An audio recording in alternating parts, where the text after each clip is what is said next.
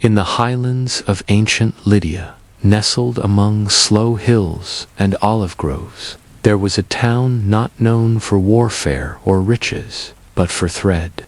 You wouldn't have heard of it in the way you'd hear of Athens or Sparta. Its name, or perhaps Hypapa, depending on who was mapping the world at the time, was carried more quietly through the wool markets than through the scrolls of poets. But there, day after day, looms creaked in shaded courtyards. Threads were spun from sheep's wool, soaked in spring water and combed by hand. The women of this town, and some few men too, made cloth with a kind of patience that the gods might have envied, though, as with many things involving gods, envy often came with consequences. Among these spinners and weavers was a girl named Arachne. No one quite remembered who taught her to weave. Some said it was her mother, a woman known for dyeing wool a blue, so deep it made traders swear it was touched by Poseidon's seas. Others claimed Arachne had simply picked up a spindle one day, and within weeks could thread a loom faster than her own mother could count her steps. However it began, Arachne's skill became the most whispered of thing in town, not because of speed or technique alone, but because of what she wove. She told stories, not aloud, of course. That wasn't how such stories worked. In Arachne's tapestries, gods walked among mortals, cities rose from riverbanks, and myths unfolded in images stitched from threads no thicker than a grain of millet. The weaving didn't just decorate, it spoke. If you stood before her cloth long enough, you might swear it moved, that the folds of Athena's robes rippled with real wind, or that Apollo's golden hair glinted with threads no one could find in the dye pots. But Arachne was no priestess, and she didn't offer sacrifices before her work. She didn't begin her weavings with the sign of Athena traced in ash, or ask blessings from the household gods. Her loom wasn't sacred. It was ordinary weld but plain, made of dark cedar wood and heavy enough that she had to brace her whole body to shift the tension bar, and still the cloth came to life. Those who watched her, and there were many who did, would speak later in quiet tones of how she worked, never humming, never pausing, and never needing to unpick a stitch. Her hands moved with a confidence that suggested not practice, but memory, as if she were reweaving something already made once long ago and merely forgotten. She became known in the countryside as a marvel. Merchants offered her gold coins for a square of linen to carry as a lucky charm.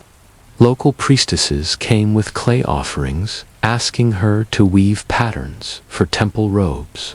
A nobleman's steward arrived once, proposing a place at court if she would abandon her home and work in a palace where her talent could be admired and controlled. She refused. Arachne lived simply. Her meals were vegetables and flatbread. Her garments were dull, unless made by her own hand. And when others knelt before small shrines or whispered prayers before new projects, she worked in silence. It was that silence, some said, that first caused the rumor. Where did she learn this skill? Asked the priestesses. She must have been taught by a goddess, answered the townsfolk. No, others whispered, she is a goddess. But Arachne would not have agreed. When asked, she would smile thinly and say, the cloth speaks, not the gods. She did not mean to be disrespectful. Not really. It was simply what she believed. Her art came from her own hands, her own eyes, not from Olympus. This was a dangerous belief to have. In the myths we inherit, Arachne is a girl of pride, a mortal who dared to challenge Athena, goddess of wisdom and crafts, to a contest of skill. But myths, like wool, are spun. They are twisted and dyed by those who tell them. Before there was ever a contest, there was simply a girl who wove too well and spoke too plainly. She had no temple of her own, no acolytes, no protection. What she had was skill, and in a world where gods could appear in disguise, in dreams, or in vengeance, skill without submission could be seen as a threat. As the months passed, Arachne's fame grew beyond Lydia. Travelers brought her name with them into Ionia, to Delphi, even to Athens. Somewhere along those roads, someone must have spoken of her, too loudly perhaps, a merchant eager to impress, or a gossip from the temple laundries. What they said, according to one version of the tale, was this: she weaves even better than Athena. It may have been flattery, or sarcasm, or simple exaggeration, as humans are known to do. But words have long shadows when they fall upon the ears of immortals, and Athena, goddess of wisdom, city building, and crafts of every kind, did not take kindly to being outdone, especially not by one who refused to credit her for the gift. There is a question here, of course. If Arachne truly was as good as they said, then who gave her that skill? Could a mortal, unaided, reach the level of the divine? Was she born with it, or was it earned? Was the thread she used really her own to claim? No one could agree. And so the story began to shift. Those who once watched her weave now watched her more warily. They began to wonder if she had gone too far. Some muttered that her images of gods seducing mortals, of Olympus's vanity and vengeance were blasphemous, too bold, too honest. Perhaps she was mocking the gods, they said. Perhaps she deserved punishment. Still, Arachne kept weaving. One particular tapestry depicted Zeus not as king of the heavens but as a bull, chasing Europa through foam-flecked waves. In another, Leda was shown struggling as a swan loomed overhead. These were stories known to all, but rarely depicted so clearly. There was no divine light in Arachne's images, no glory, just mortals caught in the path of power. Those who saw the tapestries said nothing out loud, but they remembered. And one day, a stranger came to visit. She looked like an old woman, bent back, dusty sandals, gray cloak, a figure easily missed. She entered the courtyard while Arachne worked, and stood for a long time, silent. Then she said, "Child, you should be careful what you weave." Arachne didn't look up. "I only show what is told. You show it too clearly." The girl paused, then turned her head. "If the gods don't like what they see, they should change what they do." There was a silence. The loom creaked. "You speak without fear," the old woman said. "I speak as I work. Both are mine." And then the old woman was no longer old. The cloak fell, the dust vanished, and before Arachne stood Athena herself, in robes like stormlight and eyes full of cold pride. So began the challenge that would be remembered not for who won, but for what was lost. In the courtyard, where the Lydian sun hung soft against whitewashed walls, two looms stood side by side. One was cedar, smoothed by years of daily use. The other appeared from nowhere. Perhaps it had always been there, tall and shining, its wood laced with bronze and shaped as if by flame. Athena had brought no herald, no divine storm, no thunderclap. She had simply appeared, as gods often do when least expected and most consequential. This was no grand event. No crowd had gathered. No temple bell tolled. The weavers stood alone, mortal of remarkable skill, and Athena, goddess of strategy, cities, and crafts, cloaked not in ceremony but in quiet intent. They exchanged no further words. Arachne did not bow. She did not tremble or ask forgiveness.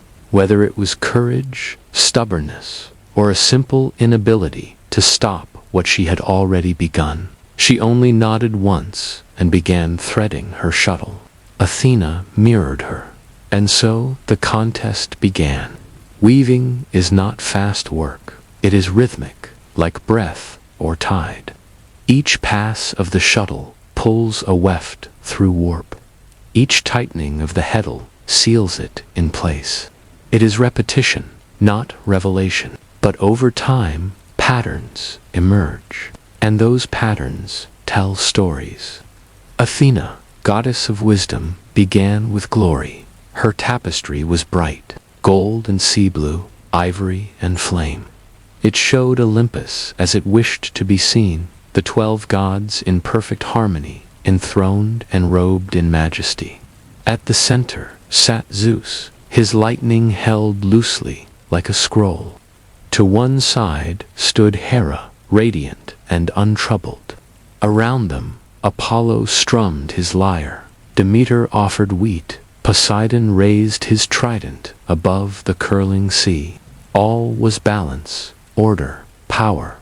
Below this divine gathering, Athena wove mortals kneeling, offering tribute. She depicted cities built by divine favor, walls rising straight, streets laid with olive branches, priests walking in procession. In the bottom corner, a small panel, the story of the first loom, gifted by Athena to the world. She wove herself, handing it to a grateful woman who bowed low in gratitude. Her thread glinted with subtle silver. The message was clear. Then there was Arachne's work. It started in shadow, not because the wool was dark, but because the stories were. Where Athena wove reverence, Arachne wove contradiction. In the first panel, Zeus disguised as a swan, then as a bull, then as golden rain. Each scene showed a mortal woman, Leda, Europa, Dano surprised, caught, or unable to escape. No triumph, no glory, only soft eyes, wide with confusion. No god watched over these scenes with kindness.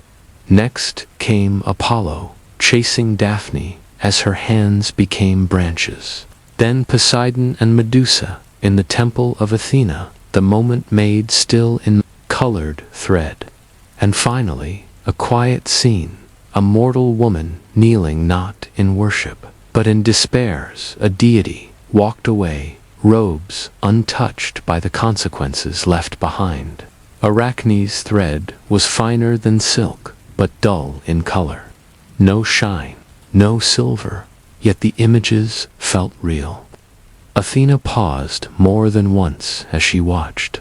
She saw not only the skill, the flawless symmetry, the illusion of depth, the storytelling, but the truth in it. It was not a challenge of technique, in that they were equals. But Arachne had dared something worse than disrespect. She had woven honesty. In the ancient world, truth was a complicated thing. It wasn't always the same as what was permitted. And Arachne, in showing what the myths often whispered but rarely displayed, had made a statement that echoed louder than prayer. It is hard to say whether Athena judged the tapestry with impartial eyes. Perhaps she saw herself too clearly in Arachne's images, not just as a goddess absent from divine wrongdoing, but as one whose silence was complicity. Perhaps, for a moment, she remembered being born from Zeus's head, fully armored and alone. No mother, no sister, only duty and strategy and war. And perhaps, as she looked at the cloth, She wondered what it meant that a mortal could hold such power, not through violence, but through depiction. Still, she said nothing. Instead, when both looms fell silent and the final knots were tied, Athena stood and looked upon Arachne's tapestry. It was flawless. Too flawless. Arachne stepped back, waiting. Her hands were still. Her face, though pale with strain, bore no expression of triumph. She knew what she had done, but she also knew that it had come from truth. And in her world of cloth and shuttle, of pattern and breath, truth was sacred. Athena, goddess of truth and wisdom, was not pleased. She did not critique the work. She did not praise or condemn. She tore the tapestry in half. No thunder rolled. No fire fell from the sky. She simply reached out and ripped it cleanly down the center. The cloth fell. There is a long silence recorded here in some versions of the myth. A moment when Arachne looked not at her destroyed work, but at the goddess herself, and saw something like grief for, maybe regret, in her eyes. Then Athena spoke. "You are prideful," she said. "You deny the gods their honor." "I show only what they have done," Arachne replied. Her voice did not tremble. "You forget your place. My place is here, with my loom, with the thread, where the gods do not come, but leave their footprints behind." It was the wrong answer, or perhaps the only one she could give. And in that moment, something ancient passed between them. Not hatred, not revenge, but understanding, twisted and uncomfortable. A recognition of sameness and of distance too wide to bridge. Athena reached out. In most tellings, she struck Arachne. In others, she whispered a curse. Some say she touched her shoulder gently, as a teacher might before correcting a student. Whatever the gesture, the effect was the same. Arachne fell. Her body stiffened, her limbs twisted, her fingers clenched, her arms thinned, her waist narrowed, and the thread she had once held seemed to unspool from her own skin. She did not die. Instead, she became the first spider.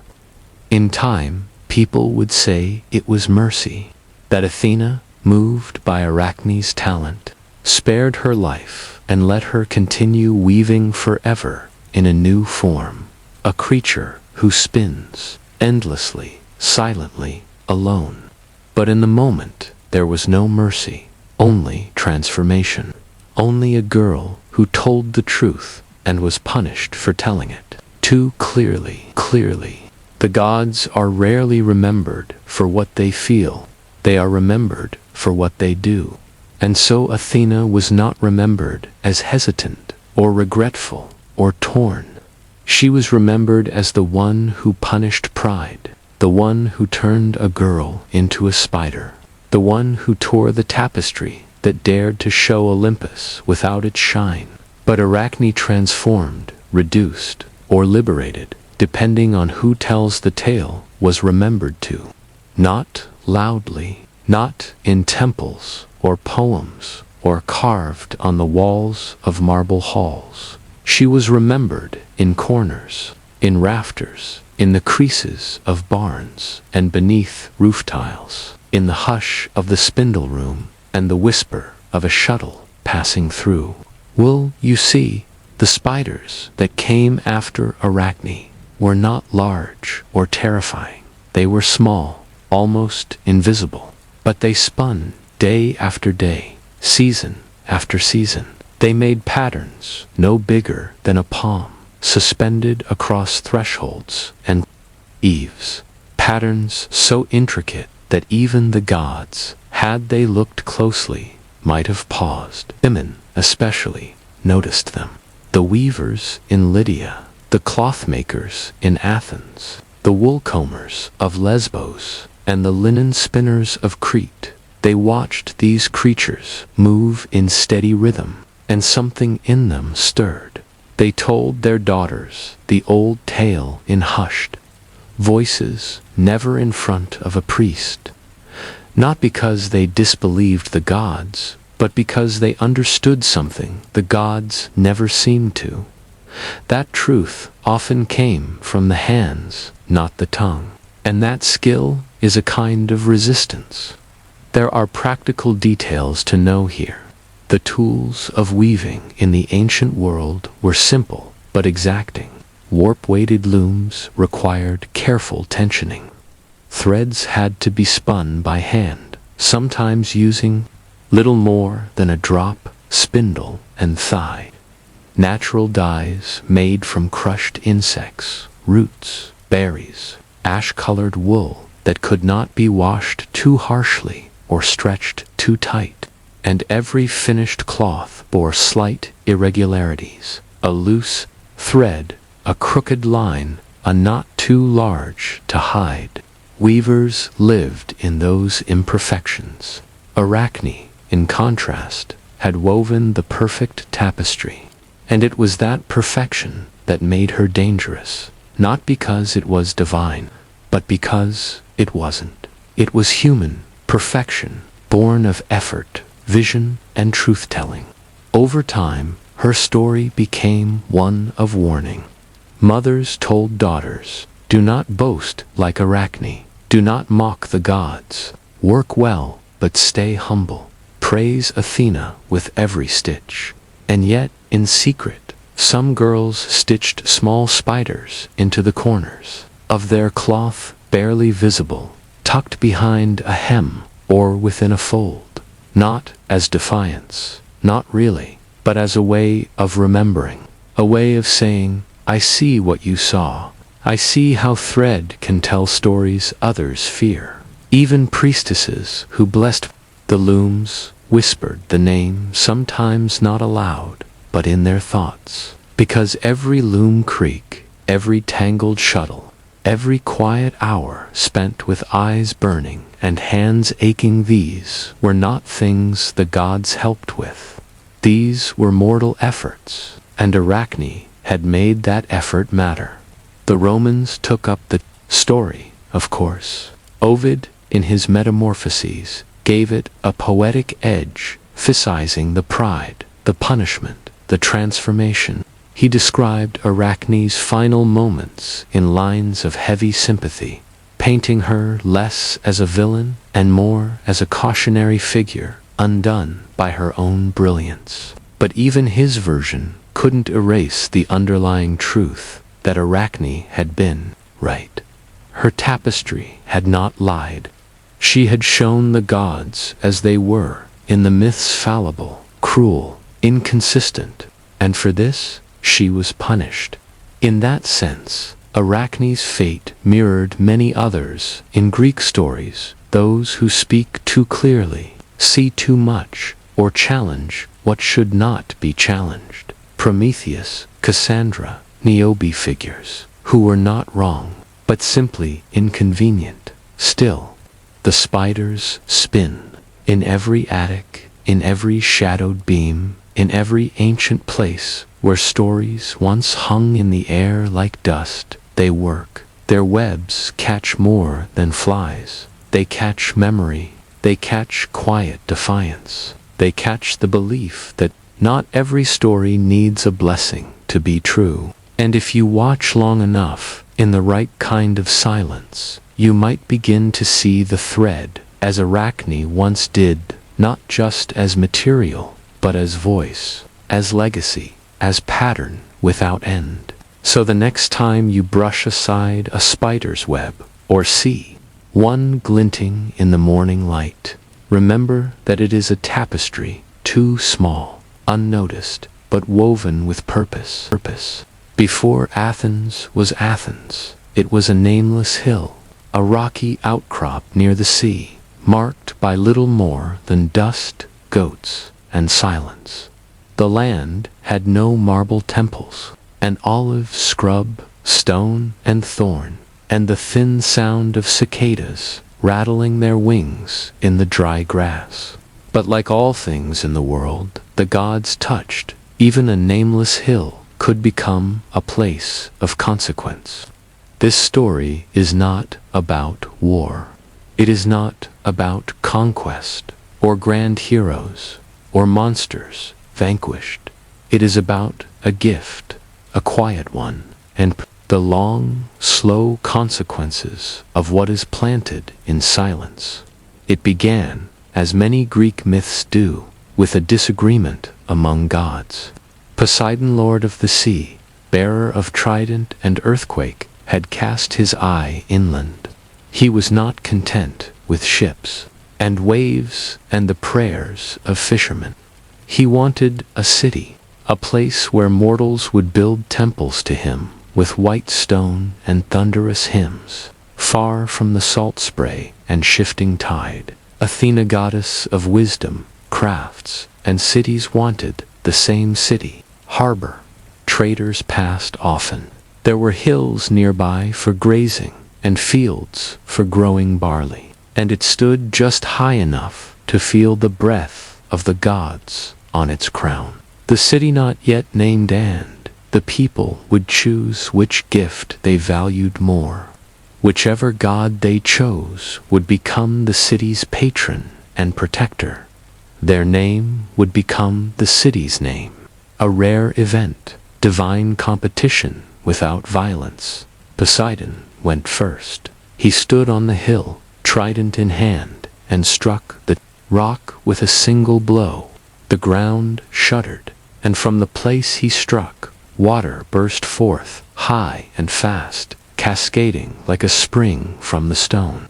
The people stepped back in awe, but when they tasted the water, they recoiled. It was salty, not fresh like a spring, but briny like the ocean. It was beautiful, yes, but not useful. Still, it flowed, shimmering in the sun, a testament to Poseidon's power. Athena came next. She did not shout, she did not strike.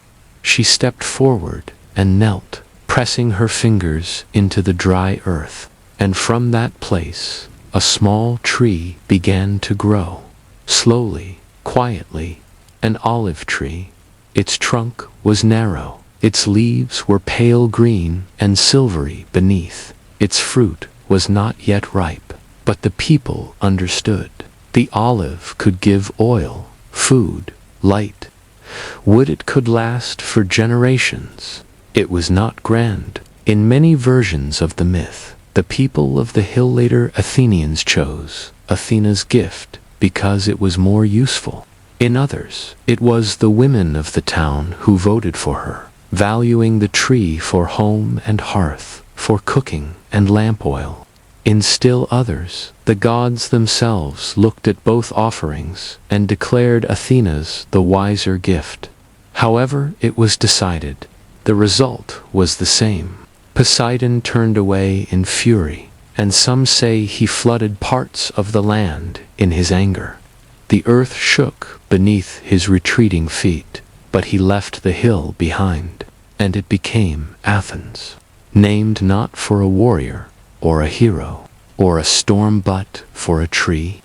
You might expect that the first thing the Athenians did was build a temple to their new patron, but they did not.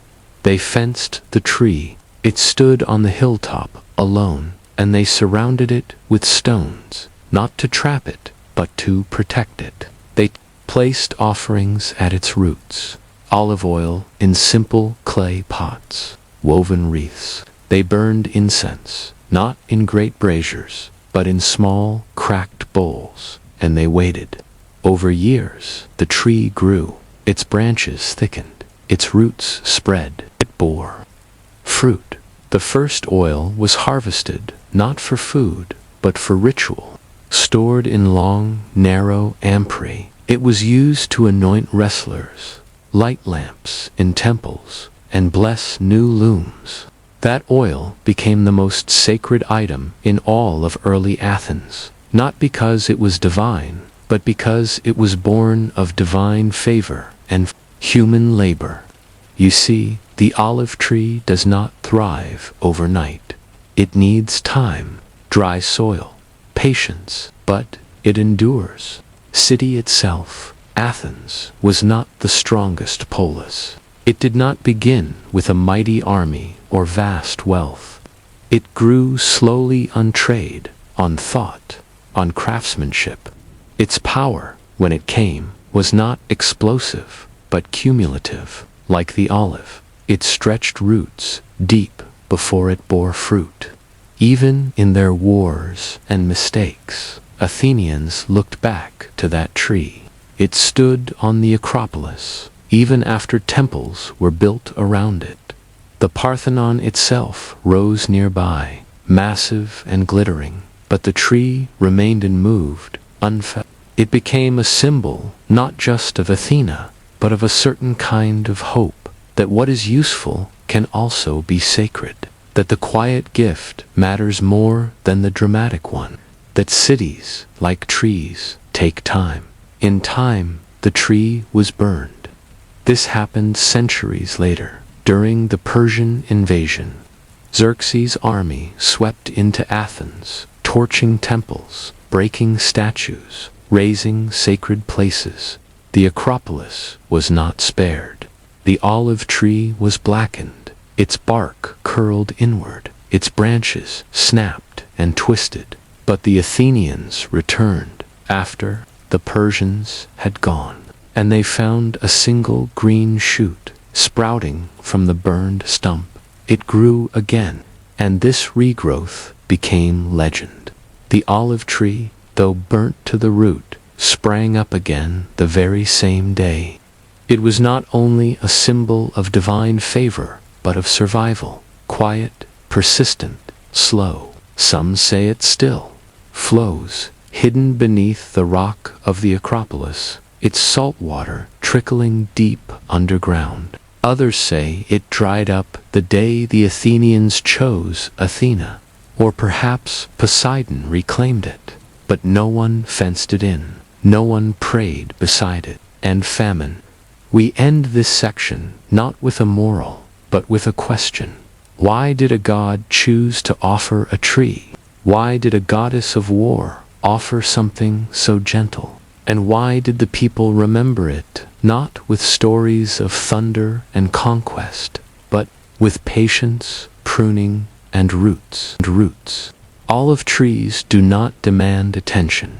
They do not grow tall like cypress or heavy like fig. Their trunks twist over time, slow and strange, with bark that peels and cracks. Their branches lean rather than reach. The leaves are small and muted, green on one side, silver on the other. Then they shimmer more than they shine, but what they give is quiet abundance. And for the Athenians, that abundance became the foundation of everything. The earliest farmers of Attica, before the city was marble and philosophy planted olives, not for beauty, but for survival. Grain failed in drought, grapes soured in poor soil. But olives, once rooted, endured. They required little, a slope, dry air, stone beneath the surface. No rich loam, no steady rain, only patience. In exchange, they gave oil. This oil was not like what you find in glass bottles today.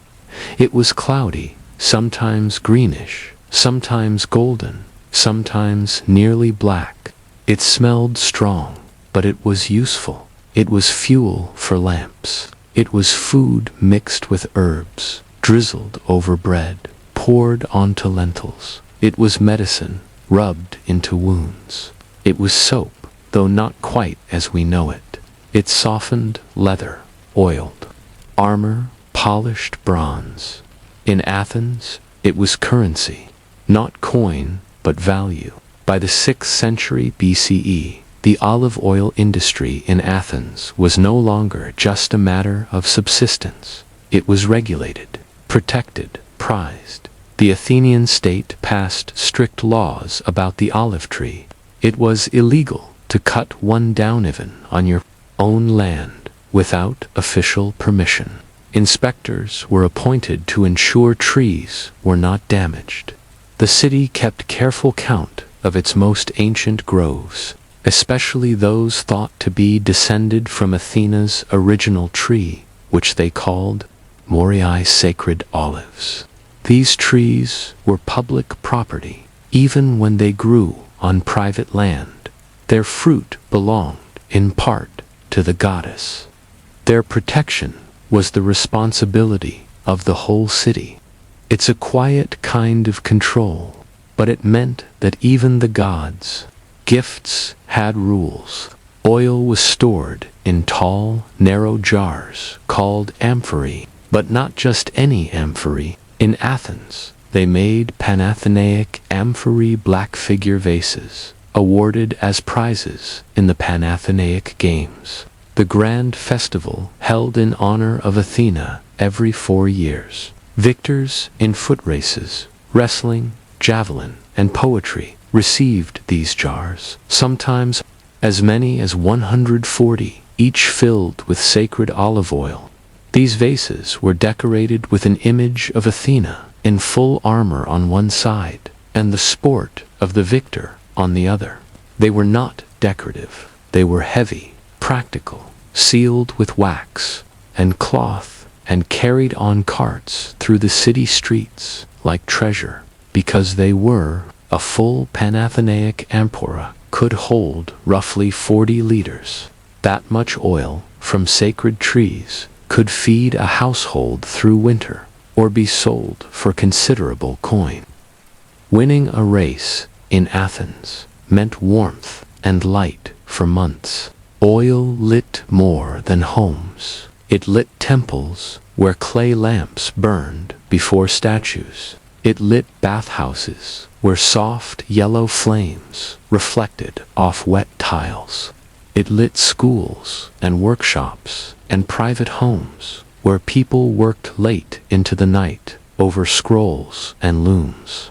There is a strange comfort in imagining it, a flicker of yellow light, the smell of old oil, a silent room, a child reading from a wax tablet, a mother spinning thread, a priest adjusting a wreath of olive leaves atop a small clay idol, all from one tree's gift. Even in sport, the olive tree was present. Athletes rubbed oil on their bodies before competitions, not just to show muscle or catch the sun, but to protect skin from dust, wind, and sun. Afterward, they scraped it off with a curved metal tool called a spatula. That oil, mixed with sweat and dust, was sometimes collected. Strange as it sounds, some people believed this mixture had medicinal power. Sold in small amounts, it was thought to heal, to purify, to carry strength. In this, the body and the tree were joined. The olive tree-shaped land use. Two terraces were carved into hillsides to make space for groves. Rainwater was channeled toward the roots. Families planted saplings they would never see bear fruit, knowing their children or their children's children would harvest them. This was not ambition, it was infrastructure. And perhaps that is the heart of this section. Athena's gift was not just useful, it was a blueprint. It taught the Athenians to think long, to plant what would grow slowly, to trade what could be stored, to light what could be shared. The olive made Athens, not the myths, not the battles, not the marble temples. Those came later. It was the tree. But no gift, however wise, is without its burden. Athens came to depend heavily on olive oil. As its reputation grew, so did its need to protect trade routes. Olive oil was exported in vast quantities to Egypt, Italy, the Levant. Amphorae, marked with the city's seal, have been found shipwrecked along the Mediterranean floor hundreds at a time, packed in straw and sealed with pitch. To protect this trade, Athens built ships. To crew the ships, it relied on citizens and, later, slaves. To fund the fleets, it taxed the people. To secure trade alliances, it entered wars. In this way, a quiet tree became part of a growing empire. Not because Athena willed it, but because humans took her gift and built upward, outward, endlessly. By the 5th century BCE, the olive had become a symbol not just of survival or wisdom, but of identity. Wreaths made from its branches were placed on the heads of victors, not just in sport, but in diplomacy and drama. The olive branch became shorthand for peace, because peace was what allowed olives to grow. It also became a measure of time. How long since the last harvest? When did the first press begin? How many seasons has this tree stood? To own an old olive tree was to own time, and in a city that would one day measure itself by its philosophers, poets, and laws, there was a kind of poetry in that. But let us pause here before we drift too far into grandeur. This is still a boring history, a history of planting, of pruning, of hauling baskets of fruit down dusty slopes, of waiting for rain, of pressing, straining, bottling, storing, a history of bent backs and dry hands, of clay jars and cracked rope, of oil lamps flickering during long nights of war or debate or solitude, a history not of glory, but of continuity, and under it all, always, the tree. So we end this section with another question. What did Athena know when she pressed her fingers into the hill and called forth a tree? Did she imagine empires, fleets, taxes, or only light? Only light. The story of Athens is often told through stone, temples of white marble, the Parthenon's perfect lines, statues carved in heroic poses. But behind the stone, and far older than the marble, stood the olive tree. It was never meant to be a monument. It had no height to impress, no smooth lines to photograph, no gilding or precious metal. And yet it remained when temples crumbled, when statues fell, when time and conquest rolled through the city like slow waves. The olive tree outlasted them all. After the Persian invasion, when Athens was burned and the Acropolis reduced to smoke and rubble, the city's return began not with a wall or a war plan, but with a tree. The olive tree, the one said to be planted by Athena herself, had been scorched. Its branches were black, its bark curled, its roots smoldered. And yet, by the time the Athenians returned to the hill, a single green shoot had broken through the ash. This was not myth. The historian Plutarch recorded it, a regrowth on the same day as destruction. It mattered more than it seemed. In a time of ruin, the tree's survival was proof of endurance. Not strength in battle, but strength in patience, a different kind of power. Athens rebuilt itself slowly around that tree. The Parthenon was eventually constructed on the same hill. Great columns rose, carvings were set into stone, and gods once more stood high above the city in sculpted glory. But beside all this grandeur, the olive tree stood with its roots in scorched soil and its branches wrapped in quiet legacy. It was not replaced. It was not fenced in gold. It simply grew. It became a symbol not of divinity alone, but of memory. A reminder of the moment when the city had to begin again. As Athens changed, so did the meaning of the tree. In the time of Socrates and Plato, olive oil remained central to daily life, but the tree itself took on more abstract meaning. In Plato's dialogues, wisdom is often linked with what grows quietly, what roots deeply. The olive, by then, had become more than food or fuel. It was a metaphor.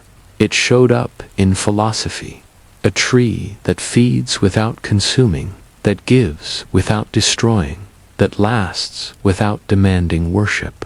Even Aristotle, who taught in the shady groves of the Lyceum, described ethics as something like cultivation. Virtue, he said, was not born but practiced, pruned, shaped over time, much like an olive tree. Later still, in the Hellenistic and Roman eras, olive oil became one of the Mediterranean's largest industries. Amphorae stamped with Athenian symbols were found as far west as Spain and as far east as Syria.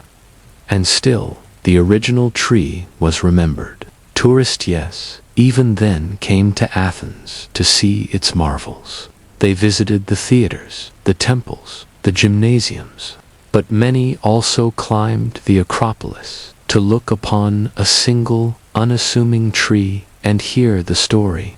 Here, their guides would say, Athena gave her gift. The story never changed. Only the city did. By the early Christian era, the olive had taken on new meanings. It became a symbol of peace rooted in both pagan and Jewish tradition. Noah, in the Hebrew scriptures, received a branch from a dove as proof that the flood had ended. In the new Christian texts, oil was used to anoint the sick, the faithful, the newly baptized.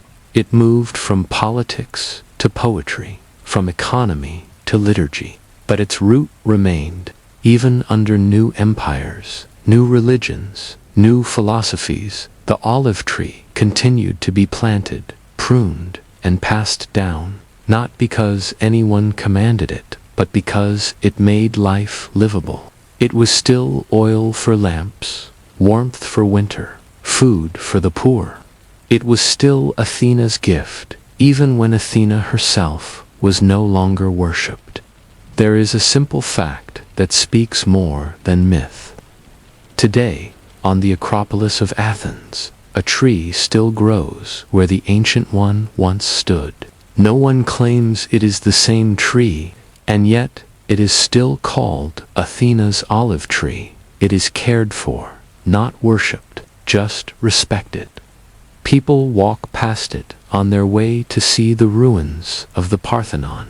They take photos. They pause in its shade. Few know the full story. Fewer still remember the contest with Poseidon, the salt spring, the vote of the people. But the tree remains. It does not explain itself. It does not need to. Its roots are older than marble.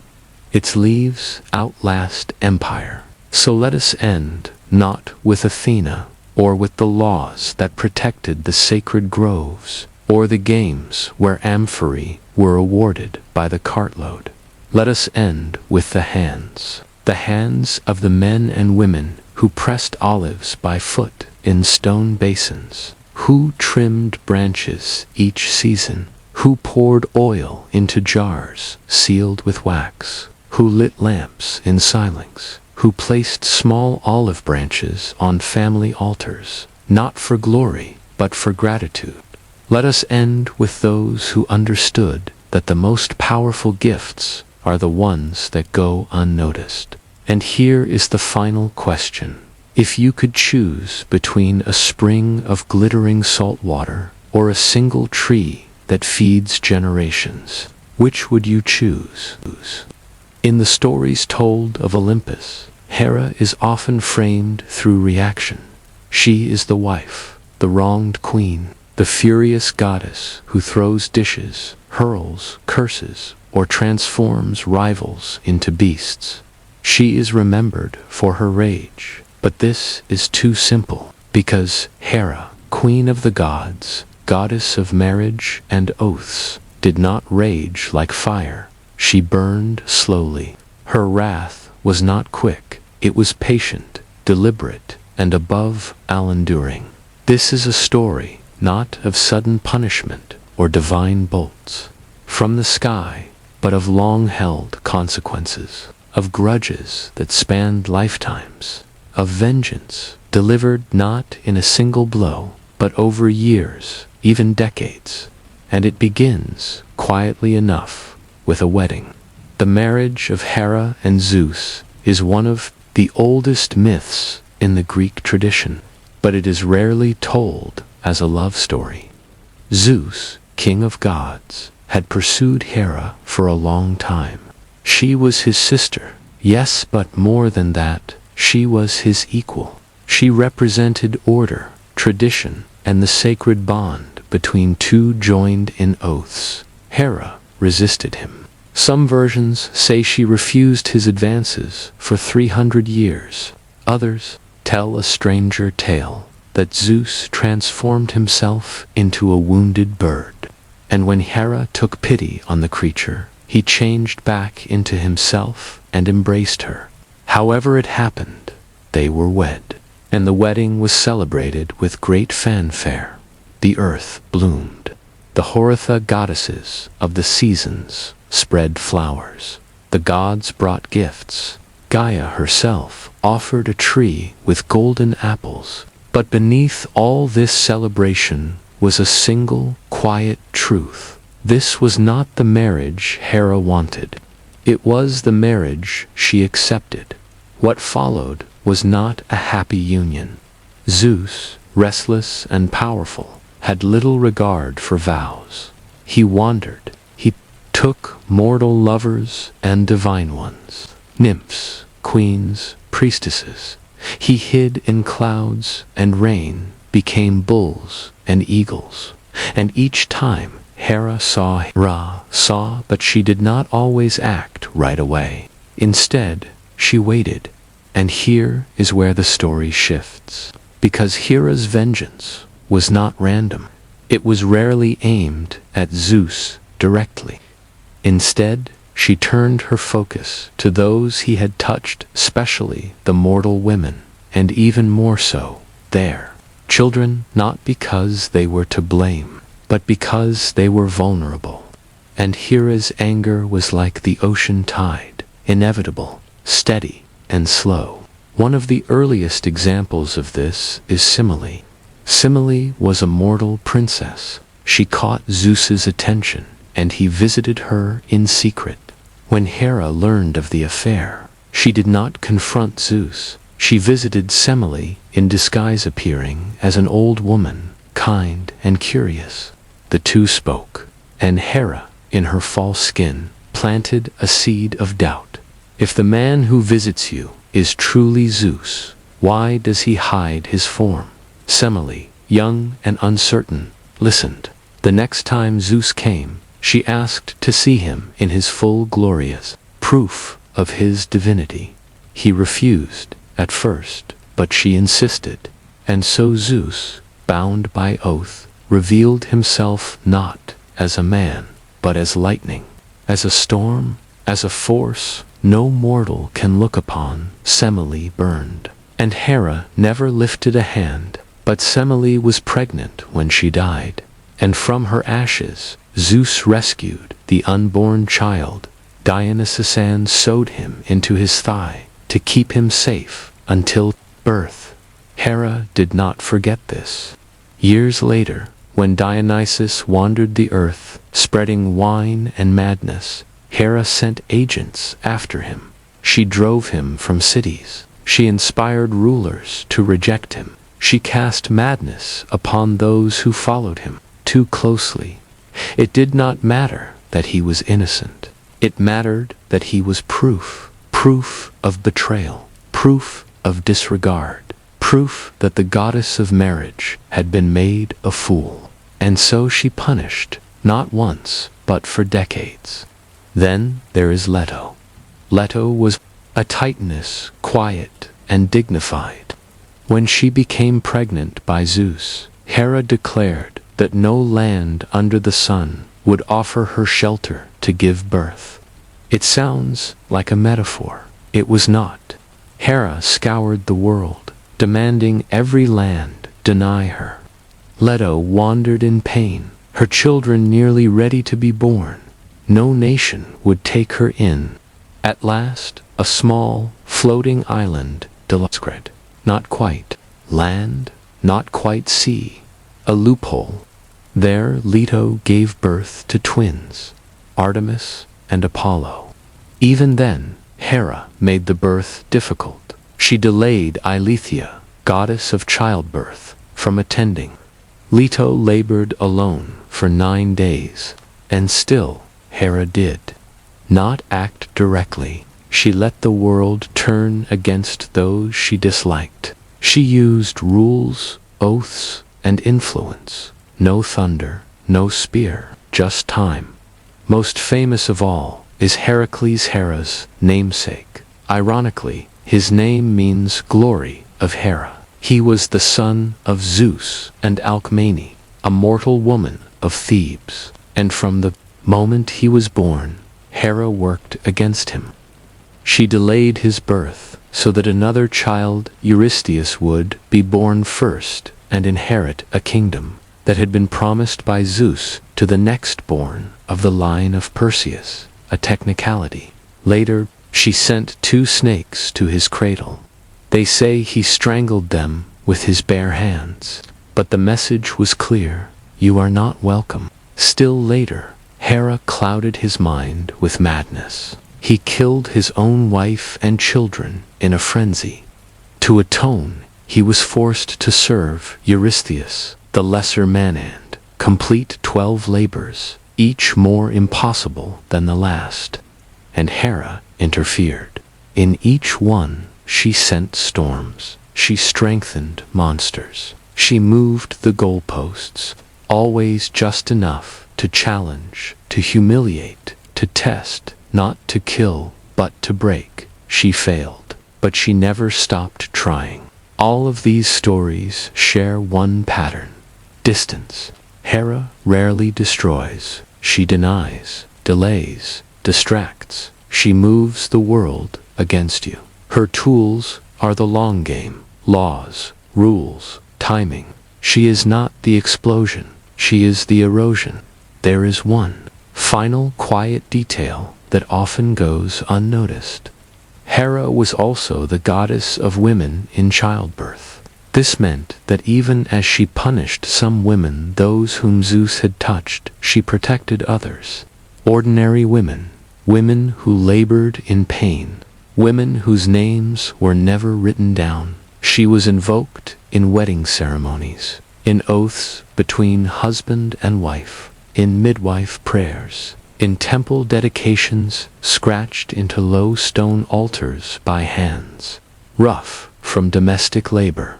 She was feared, yes, but she was also needed, and perhaps that is the strangest part of her myth. She was not loved for being kind. She was respected for being constant. And so we end this section with a simple, difficult question. What does it mean to be remembered, not for forgiveness, but for never forgetting? To speak of Hera's wrath is to speak of stories, those written by poets and remembered by priests. But to speak of Hera's presence requires looking elsewhere, not at Olympus, not at myth, but at the earth, at stone foundations, at quiet hills, at offerings placed not by heroes, but by women with calloused hands and worries, too ordinary to be preserved in verse. And her power was clearest not in thunder or transformation, but in the long, slow rhythm of married life. Her temples were among the oldest in the Greek world, long before the Parthenon rose in Athens, before Apollo had his oracle at Delphi, before Dionysus had his theater festivals. Hera had sanctuaries. One of the most ancient stood at Samosan Island off the coast of Asia Minor. There, the Heraion was built in the 8th century BCE, a vast structure with towering columns and a sacred road lined with statues. The site was older still. Archaeologists uncovered figurines and offerings from as far back as the 2nd millennium BCE. Clay cows, simple beads, terracotta women holding what might be children offerings made by hand, without grandeur. She was honored with processionals, sacrifices, and dances. But she was also prayed to in silence, by women waiting for children, by wives hoping to be remembered in a household not their own, by girls betrothed to strangers. In Argos, her worship was so central that she was considered the city's chief deity. There, the Heraean stood on a hill, facing the plain. It was one of the great centers of her cult. Argive coinage bore her symbols. The people called themselves her children. In foot races, their hair was unbound, their tunics were short. They ran barefoot in the stadium at Olympia, separate from the men's Olympic Games, but just as sacred. These races were not just athletic contests, they were rites of transition from girlhood to womanhood, from freedom to responsibility. But more than that, they were honored as future wives blessed by Hera. In a world where most women were married by the age of 14, these rituals mattered. They gave shape to change. They gave fear a framework. She was protector of vows. Her wrath, in myth, seems cruel, targeting helpless mortals. But her cult tells a different story. She protected marriage, not as a soft comfort, but as a binding force, a structure that once entered was not to be violated lightly. She punished infidelities, but she also gave strength to those who endured it. And in that, many women found something familiar, because in the ancient Greek household, a wife's power was limited. She managed the home, bore children, wove cloth, but her voice in public life was small. Contract and expectation. Hera was not a goddess of joy. She was a goddess of endurance, and that, perhaps, was more useful. But pins, simple hairpins, left on altars, as tokens of dedication or thanks. Figurines, small and unglazed, shaped like nursing mothers or seated women. Woven cloth folded at the feet of her statue, a quiet gift from a new bride or expectant mother. Each of these tells the same story. I have given something of myself. Now protect me, not from war, not from monsters, from the long uncertainties of married life. Living proof of Zeus's betrayal. When she cursed Leto, it was because Leto bore twins in secret. When she tormented Io, it was because she had been deceived not by the women, but by her own husband, again and again. Yet she rarely turned her rage toward Zeus directly. Why? Some say it was fear, others say it was futility. But perhaps it was simply because Hera understood something deeper, that punishing the betrayer does not undo the betrayal, but punishing the outcome, the child, the rival, the disruption restores order. However cruelly, it is not justice, but it is control. It's also worth noting that Hera had no temple on Mount Olympus. She had her throne, her role, her rituals, but her true sanctuaries were on Earth's, scattered across valleys and islands, built by women who never appeared in myths. Even in divinity, she was grounded, not by weakness, by presence. In some local cults, Hera was worshipped in three forms: child, bride, and widow, the stages of a woman's life. This trinity was not official, but it was meaningful. It suggested a full arca life, not cut short in youth or defined only by motherhood. It recognized waiting, loss, change that was Hera's domain, the long passage of time.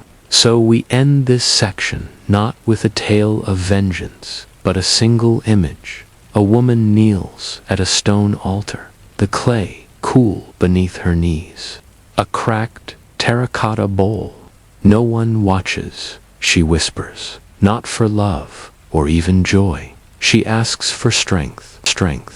By the time the great poets finished their verses, by the time Homer had sung his epics, by the time Euripides staged his plays, Hera had been cast into a familiar shape, the jealous wife, sharp-tongued, suspicious, vengeful, a goddess whose love turned easily to scorn, and whose patience always ended in punishment. But this was not how she began, nor is it the only way she was remembered. In the earliest images, Hera does not scowl. She sits, tall, composed, with a scepter in one hand and a crown upon her head. Sometimes she holds a pomegranate symbol of marriage and death, of the sacred bond between life and the underworld. Sometimes a lotus staff. Beside her may sit a peacock or a cow, animals linked to her, not for their fierceness, but for their watchfulness. The cow sees all. The peacock carries the eyes of Argus, the 100-eyed guardian she once set to watch over Io. It is not fury. It is surveillance, a divine gaze that does not blink, does not forget. Her symbols were not weapons. They were signs of endurance. The crown Pallas was tall and cylindrical, marking her status as Queen of Heaven. The scepter was plain, not gilded with serpents like Hermes, not tipped with thunder like Zeus. It was a staff of rule, not power. She did not throw bolts. She simply remained, as Greece changed, fragmented, then united, then conquered. So too did the image of Hera. The Romans knew her as Juno, and though they retained many of her myths, they emphasized different qualities.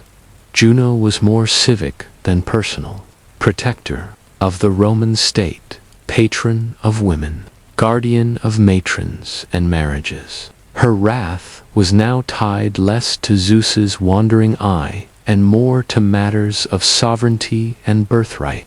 She became part of triads Juno, Jupiter, and Minerva, watching over cities, empires, law. But even in this transformation, her gaze did not soften. She was still severe, still watchful, still waiting to be respected. Meanwhile, in the Greek countryside, old rituals continued. Women still brought cloth to Hera's altars, still whispered prayers for strength, still offered coins, milk, wine, or bread. Hera's temples did not vanish with empire. They simply became ruins, slowly, piece by piece, stone by fallen stone. Even in decline, they lasted longer than most gods, and even when forgotten, Hera remained in the shape of certain expectations, that a wife would endure, that a woman would wait, that the sacred bond of marriage mattered even when broken. In later centuries, artists painted her with beauty again, hair curled, face serene, peacock feathers behind her. But there was always a trace of distance.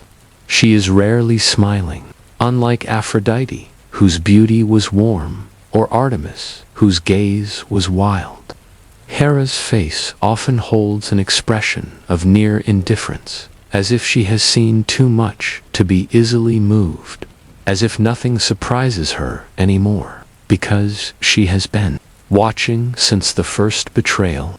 Perhaps this is why Hera is so often misunderstood, because she is not explosive. She is relentless. She is not passionate. She is institutional, a goddess who remembers every broken oath, every excuse, every evasion of responsibility, and who holds each one in silence for as long as it takes until the reckoning arrives.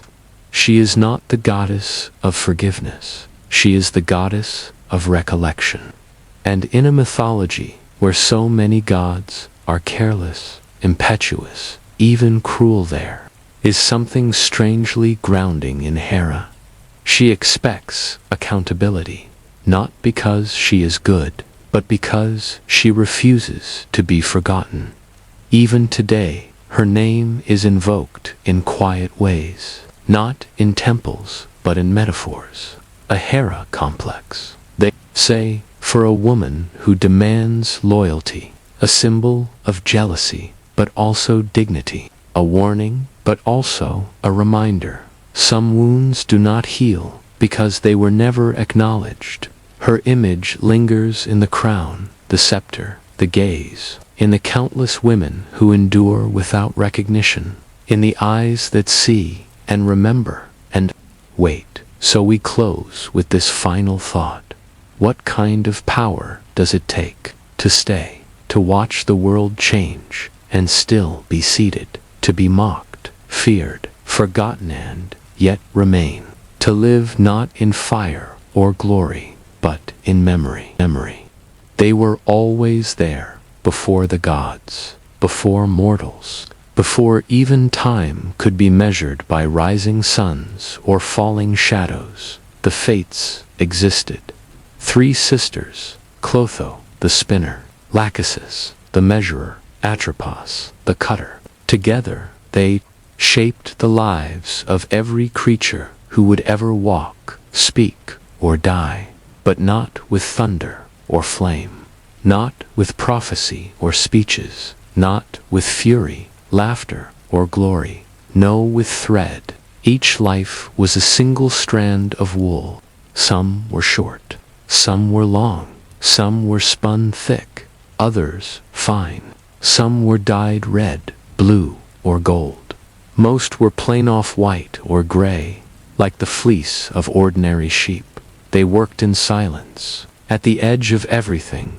In a room that was not a room, they kept the spindle, the distaff, the shears. They did not need sleep. They did not need light. They only needed the thread. On this particular day, and it must be called a day, though there was no sun, the loom sat still. Clotho, the youngest, had nothing to spin. Her fingers twitched, eager for movement, for the pull and twist of raw fiber into thread. But the basket at her feet was nearly empty. No births today, she muttered. Lachesis, seated beside her, ran her fingers across the threads already spun, measuring length, feeling for tension, judging consistency. She sighed. Too many dull ones. Atropos, the oldest, sat at the far end. Her shears rested across her lap, unopened. She did not speak often, but even she looked faintly bored. It was rare, but not unheard of. Sometimes the world slowed. No great wars, no plagues, no kings dying, no heroes being born. Just the small, steady rhythm of quiet. Lives continuing. A farmer harvesting barley. A child learning to read. A potter shaping cups that would chip in a generation. Lives that would not be sung. Threads that would never tangle. Ordinary. And on such days, the fates had little to do. Clotho began fiddling with scraps, leftover fiber. Threads too short to be used, too flawed to be woven. She twisted them into little knots, then untied them, braided, spun short coils that would never become full strands. "Do you think they ever notice us?" she asked. "Who?" said Lachesis, though she already knew. "The mortals, they call us names, they make up stories. That's noticing. But do they really think of us?" Atropos made a low sound that could have been a laugh. Mortals had imagined them in all kinds of ways over the centuries. Sometimes they were young, sometimes old, sometimes they had wings, sometimes one eye among them. Sometimes they were benevolent, sometimes monstrous. They were blamed for early deaths and praised for long lives. But the truth was simpler. The fates did not cause anything. They only recorded it, spun it, measured it, cut it. They did not punish or reward. They did not favor or scorn. They had no interest in justice, drama, or destiny in the way mortals understood it. They simply worked. Still, even the fates had their idle hours. Lachesis reached into a bowl and pulled out a strand from an unknown life. She held it up. "Who is this?" Clotho asked. "Someone who will live 93 years. Not a hero. Not a villain." The strand was straight, unknotted, pale beige. Atropos said, "A potter." Lachesis nodded. "She will have 3 children. One will die young. She will forget the name of her first teacher. She will bury her husband in the same grave as her mother. She will break her hip at 71 and complain about it every day thereafter." Clotho tilted her head. "That's sad." "No," said Atropos, "that's real." The sisters had no stake in how lives unfolded. A death at 2 days was no more tragic than one at 90 years. They did not celebrate. They did not mourn. They measured. Yet, from time to time, they found interest in patterns. "Look," said Lachesis, lifting another strand. 2 threads, one gray, one gold, were wrapped together, twisted but not tangled. They ran parallel for many years before, separating sharply. "Lovers?" Clotho asked. "No," said Atropos. "Rivals. A politician and his opponent," added Lachesis. "They will spend 30 years trying to ruin each other. Neither will win." "Do they know?" asked Clotho. "No. They think they're making history." Even boredom had its beauty. In the corner of the room, behind the loom, was a pile of cut threads, thousands upon thousands, ends curled, frayed, forgotten. Atropos had kept them all, not because she cared, but because she could not forget. Every cut remained, every life, even the ones that never mattered to anyone else.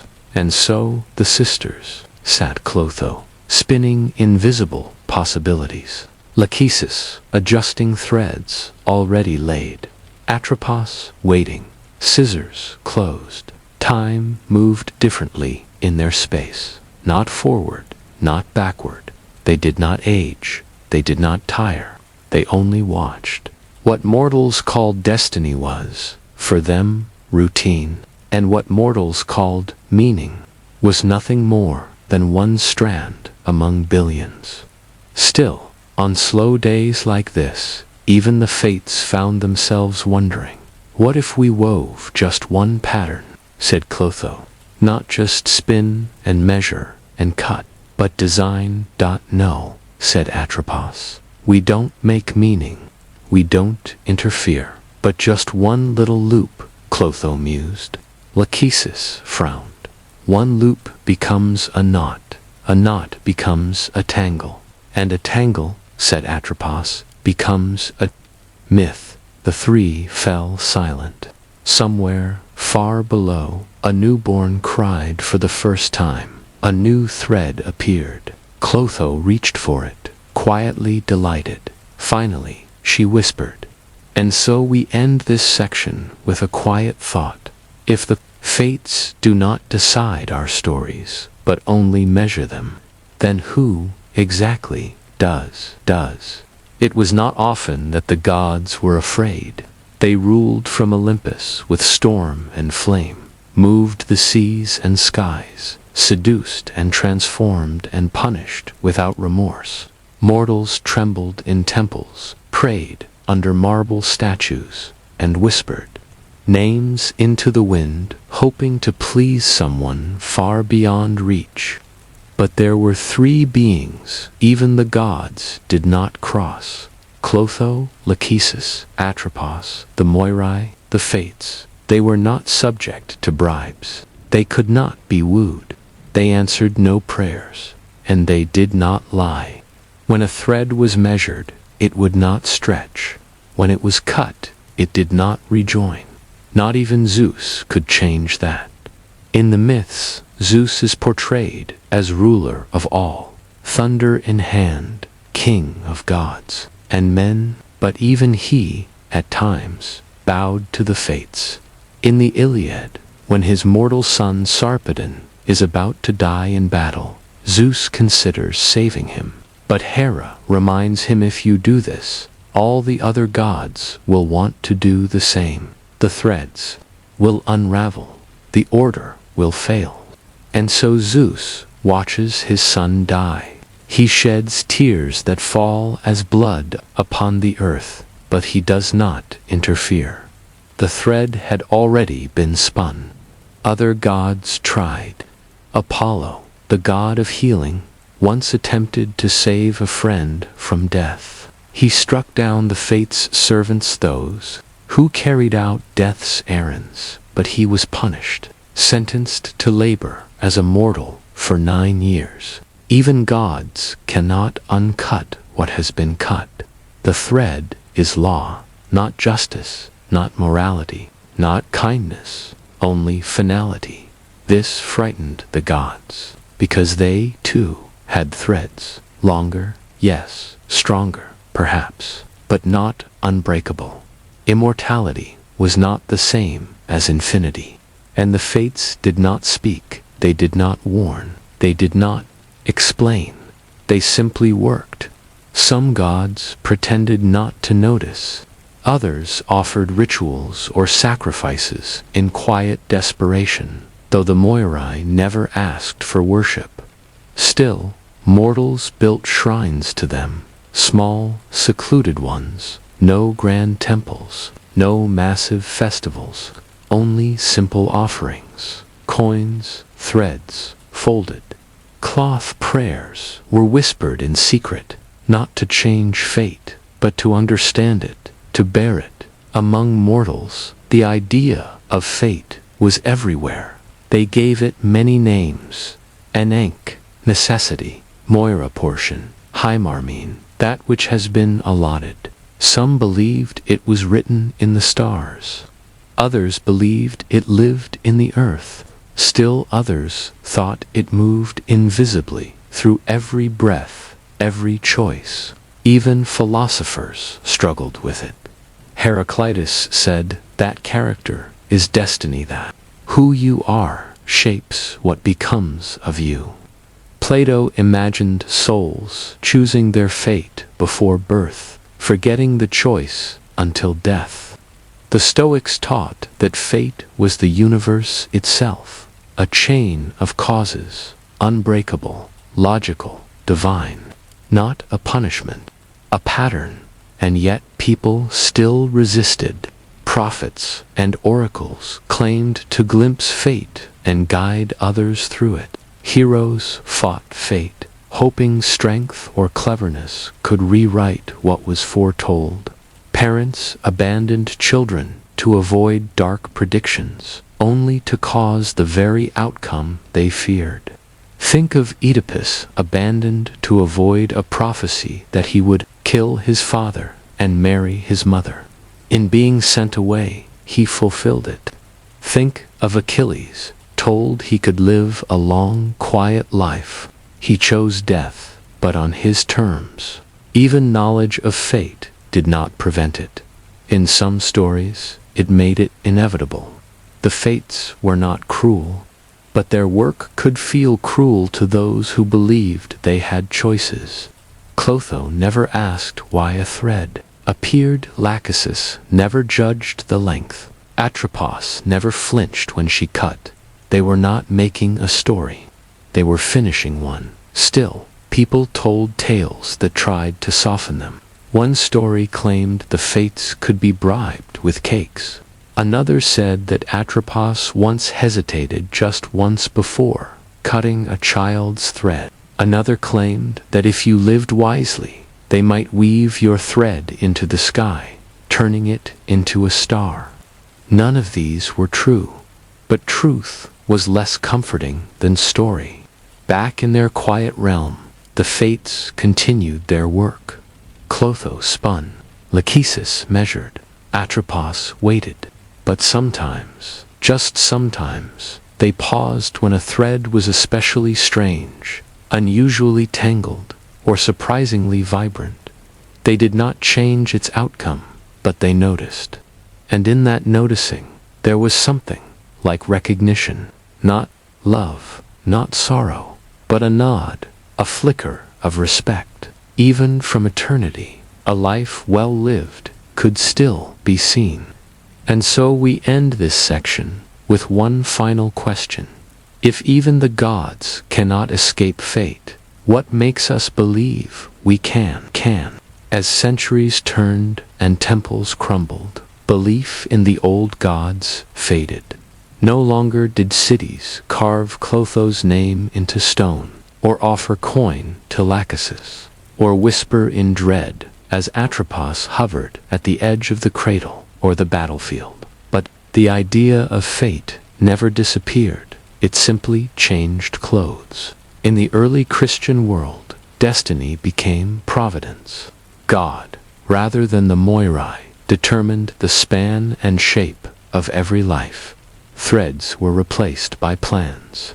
Instead of three silent sisters at a loom, there was one all-seeing, all-knowing creator whose hand guided all things. But the fear was still there, the same unease in the face of uncontrollable outcomes, the same questions whispered in quiet hours. Why me? Why now? Why this? And the same human impulse to find meaning in what cannot be undone.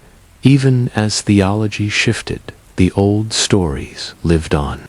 The fates were never officially worshipped again, but they continued to appear in poetry, in painting, in proverb, in Renaissance frescoes. Three women spin golden thread through clouds.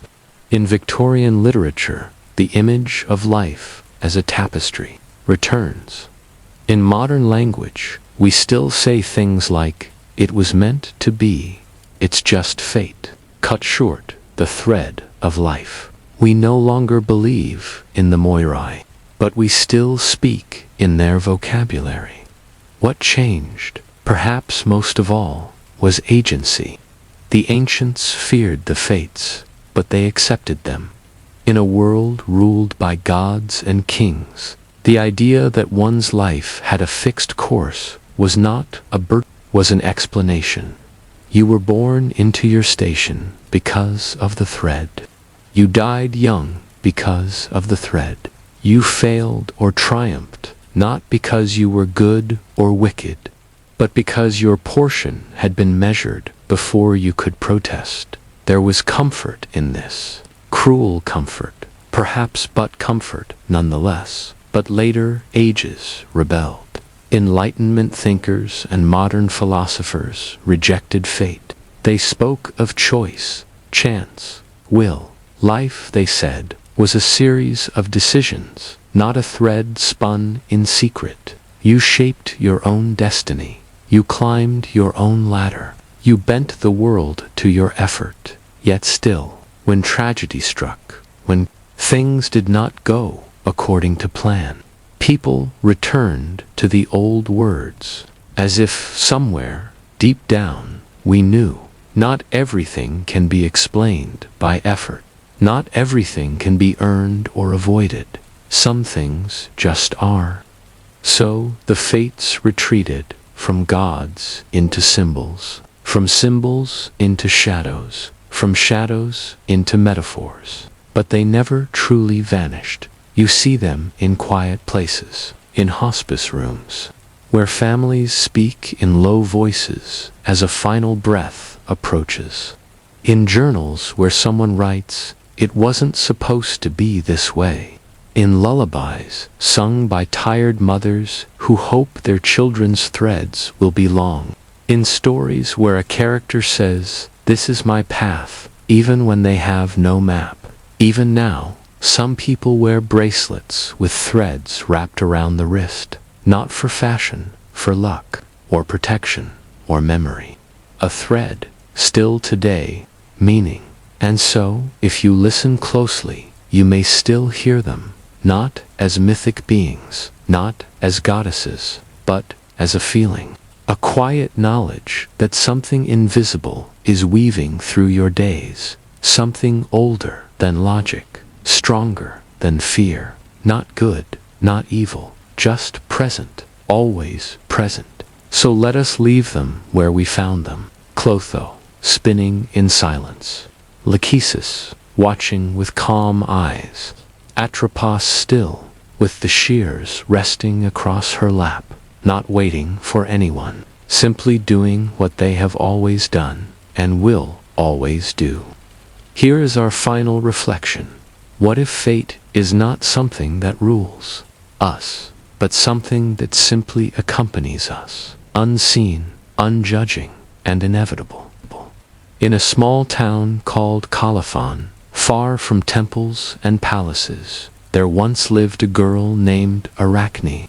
She was not the daughter of a king. She had no divine blood. No prophecy hung over her cradle. No muse whispered in her ear. No great tragedy marked her childhood. Her father died, wool. Her mother, depending on the version, either died young or was simply never mentioned again. There was no miracle in her story, only thread. Arachne learned to spin from the older women of her town. She would sit beside her father's vats, where the wool turned crimson, gold, or indigo, and she would practice with fingers too small for the spindle. By the time she was a young woman, her skill had surpassed everyone in the village, not just in technique, but her figures moved, her stories lived in weave and color. No one had taught her how to make tapestries that felt like memory. She simply could. People traveled from other towns to see her work. Her reputation grew, and as reputations do, it became its own kind of burden, because soon the villagers began to whisper not only of her skill but of its possible source. She must have been taught by Athena, they said. Surely the goddess of crafts has blessed her. It was meant as praise, but Arachne did not take it that way. She heard the unspoken part. A mortal cannot be this good on her own. And so one day, perhaps out of pride, perhaps out of exhaustion, she spoke plainly. Athena did not teach me. I taught myself. In myth, this is the moment everything begins, not the weaving, the boast, the moment a mortal forgets how far the gods are willing to go to protect their status. The Greeks had a word for this kind of mistake: hubris. It didn't mean pride in the modern sense. It meant forgetting your place in the order of things. It meant believing you were equal to a god, even if only in one thing. Athena, of course, heard the boast, not because she was spying, but because the gods in these stories always hear what they are not meant to. She arrived in disguise, a gray-haired woman, hunched and dusty from the road. She watched Arachne's loom, admired the threads, nodded at the workmanship. You are gifted, the old woman said, but you should not compare yourself to the goddess. Arachne, impatient, confident, and perhaps just tired of being diminished, replied, If Athena thinks she's better than me, let her come and prove it. The old woman straightened. The dust fell from her robe. The wrinkles vanished from her face. Athena stood tall, armored, glowing faintly with divine restraint. Arachne did not fall to her knees. She did not scream. She met the goddess's eyes, and quietly, almost calmly, Athena said, Then let us weave. They set up 2 looms. The villagers watched in silence, too afraid to cheer or whisper. Clotho, Lachesis, and Atropos may have paused their own work for a moment, because this was not a battle of swords or strength. It was a contest of skill, a test not of destiny but of craft. Athena began. Her tapestry showed the glory of the gods, Zeus in his radiance, Poseidon with his trident, Apollo with his golden lyre. At the center was Athena herself, battle-born, noble, guiding heroes, building cities, bringing order from chaos. The weave was flawless. The borders were precise. The colors did not just shimmer, they seemed to glow. Every thread sang of divine grace and rightness. It was the story the gods told of themselves. Then Arachne began. Her tapestry showed the other stories. Zeus disguised as a swan, chasing Leda. Poseidon assaulting Medusa in Athena's own temple. Apollo tricking young girls, then abandoning them. Dionysus driving women mad in the hills.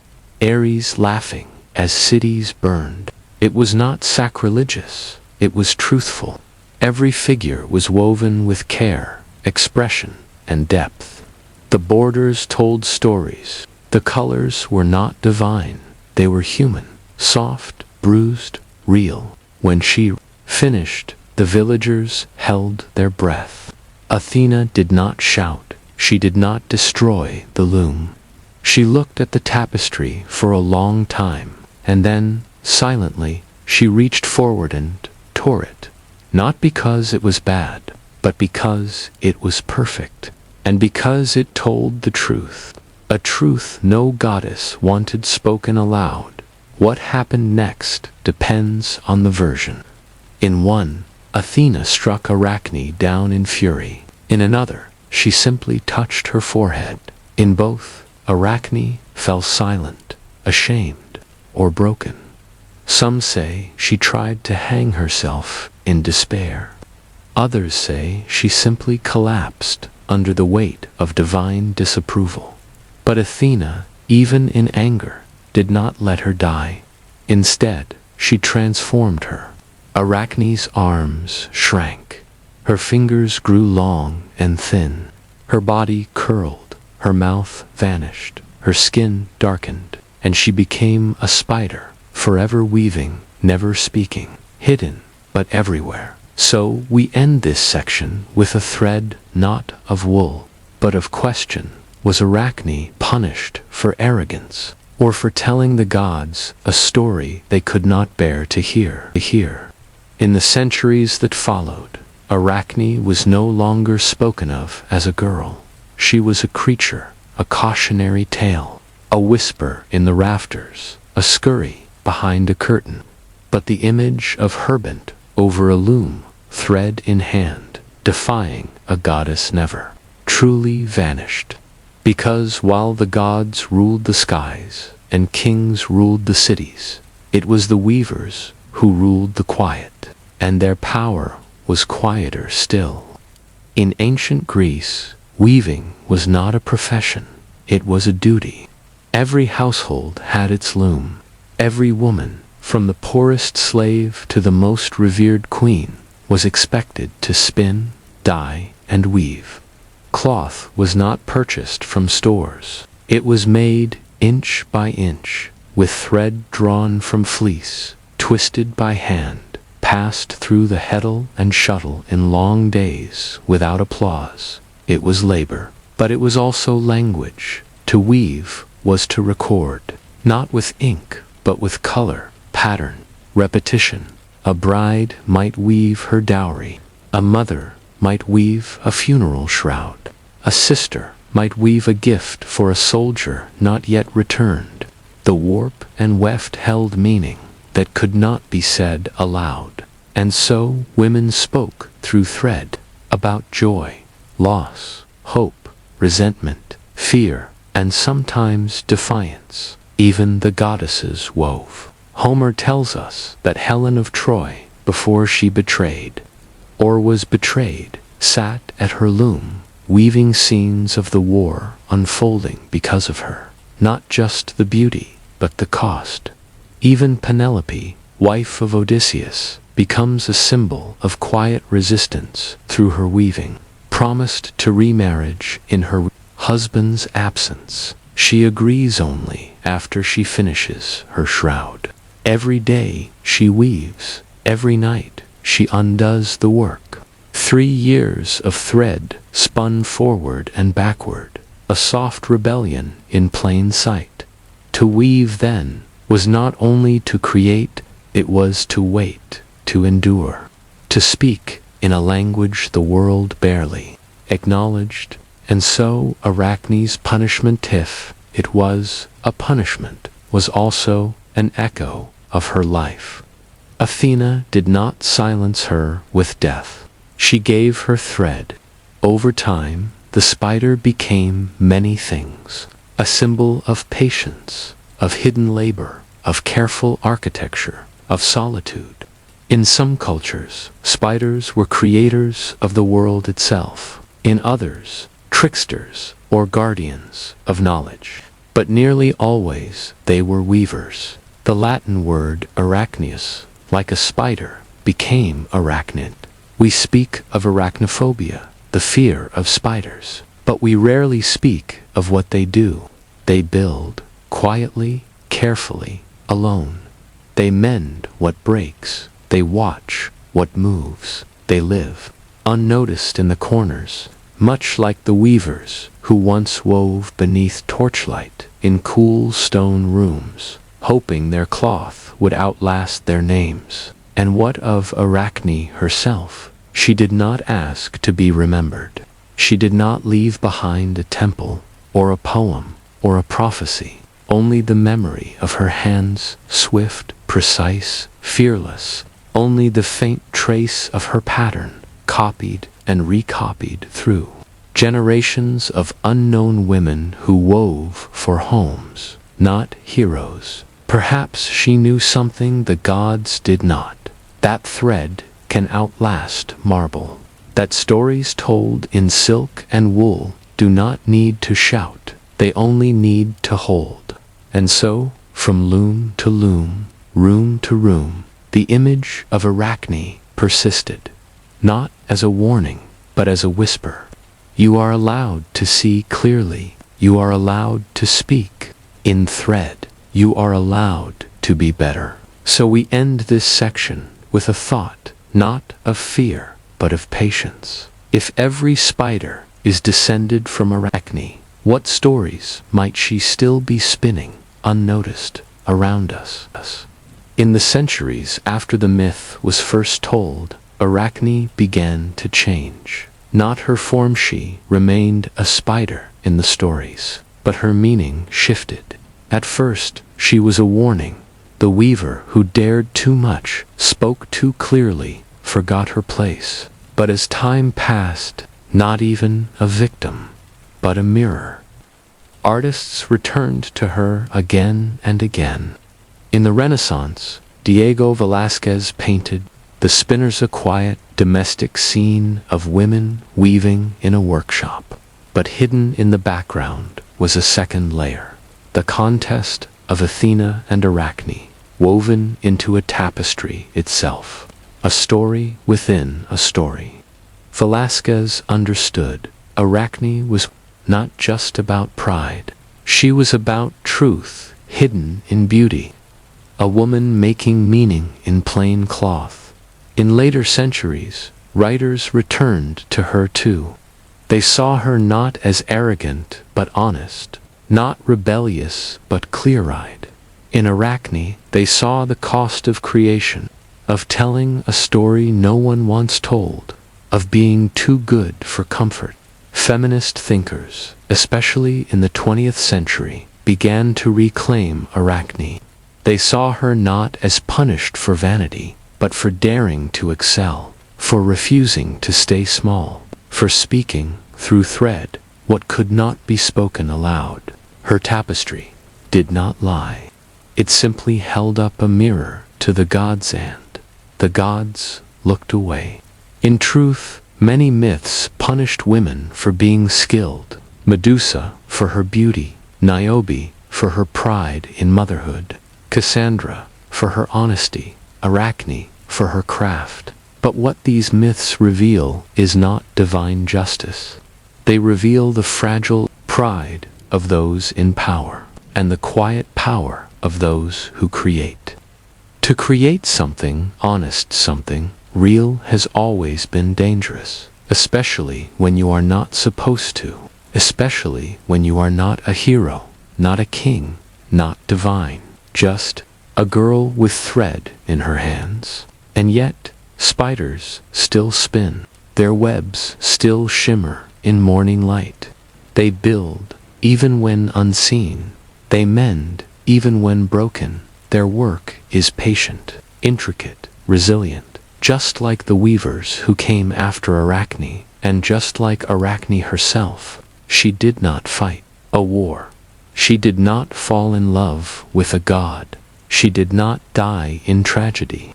She simply wove a better story than the one the gods allowed, and they could not stand it. But what Athena destroyed, she also preserved.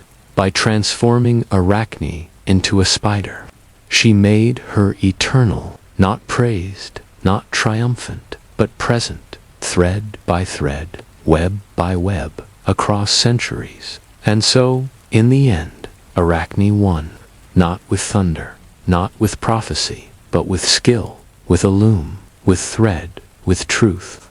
Let us end with a reflection, soft as silk and sharp as a spindle.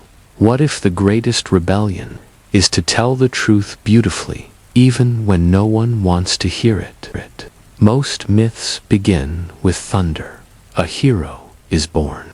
A kingdom is cursed. A god descends from the clouds, burning with purpose. But not all stories are loud.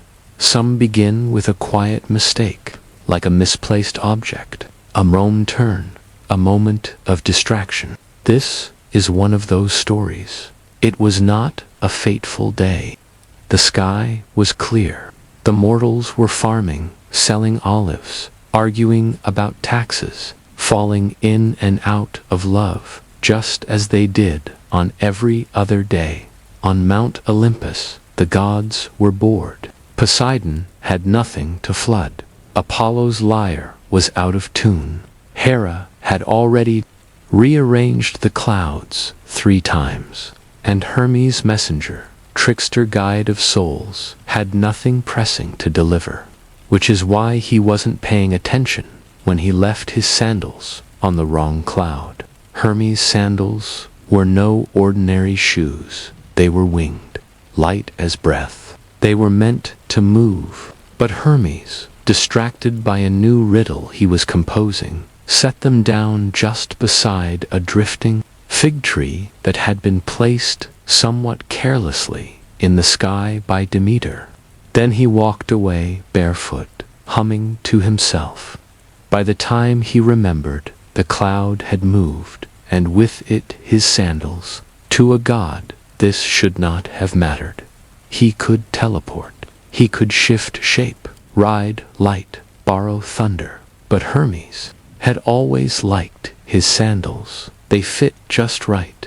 They had grown soft where his heel curved. They were his in a way that few divine things ever truly are.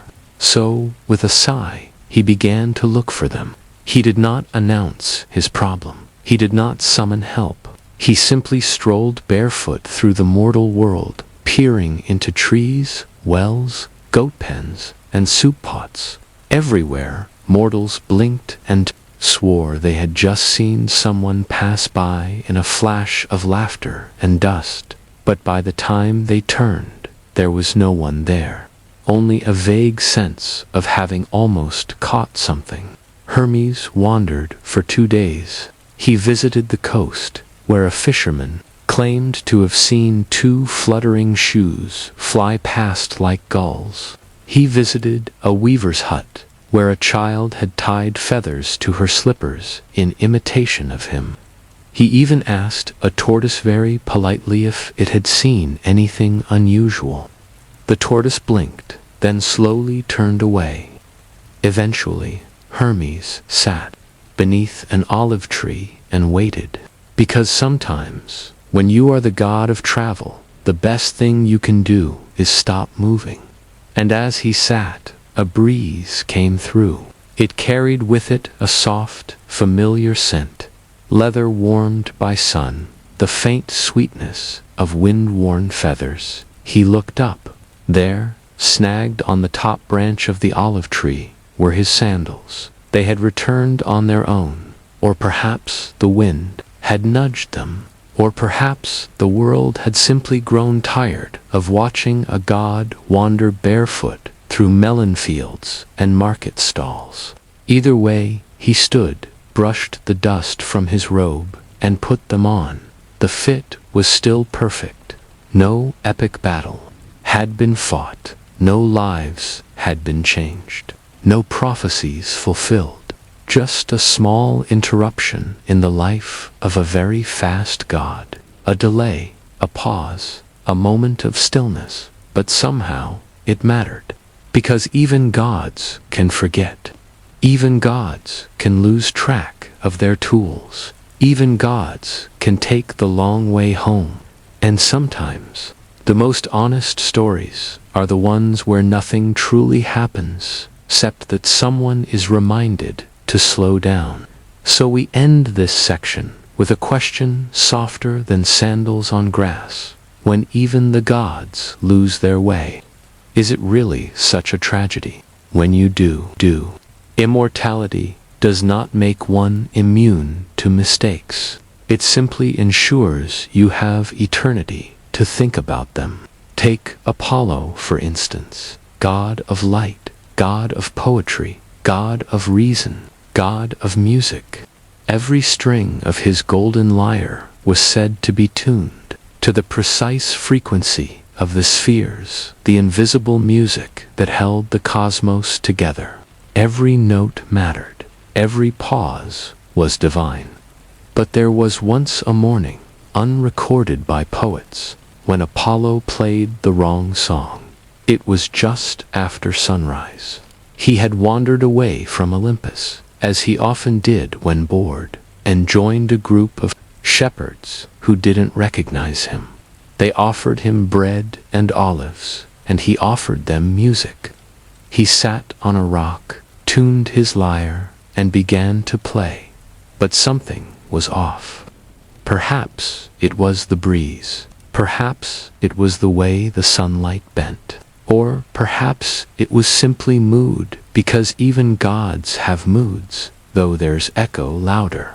The shepherds listened politely at first, then uncertainly, then with faint discomfort, as the melody veered slightly sharp, then flat, then wandered into a strange rhythm that felt like walking with one shoe missing. When Apollo finished, there was silence. Then one shepherd clapped. Slowly, another said, "That was interesting." Apollo bowed, unsure why his fingers had not done what they always did. The lyre had not broken. His skill had not diminished. But still the music had not landed. He left soon after, not angry, just confused. He would later claim he had been trying a new style, that mortals weren't ready for it. But deep down, he wondered, can even perfection grow stale? Then there was Artemis, Apollo's twin, goddess of the hunt, guardian of wild things, unerring archer. She was the sort who always knew the way. She could track a hare through snow, follow a scent through a forest 3 seasons old. But one winter, she got lost, not badly, just slightly. She had meant to meet her companions near a grove of silver birch. She arrived in a swamp full of frogs. She had brought no map. Of course not. She was the map. But the stars had been covered by cloud. The wind had shifted, and the hills had changed just slightly, with time and weather. It was a quiet kind of wrong, the kind no one else would notice, unless you told them. Artemis stood ankle-deep in muddy water. The frogs croaked. Somewhere far off, a horn sounded the others, waiting. She did not panic. She did not curse. She stood still, eyes closed, and waited for the forest to speak again. Eventually, it did. A twig snapped in a particular way.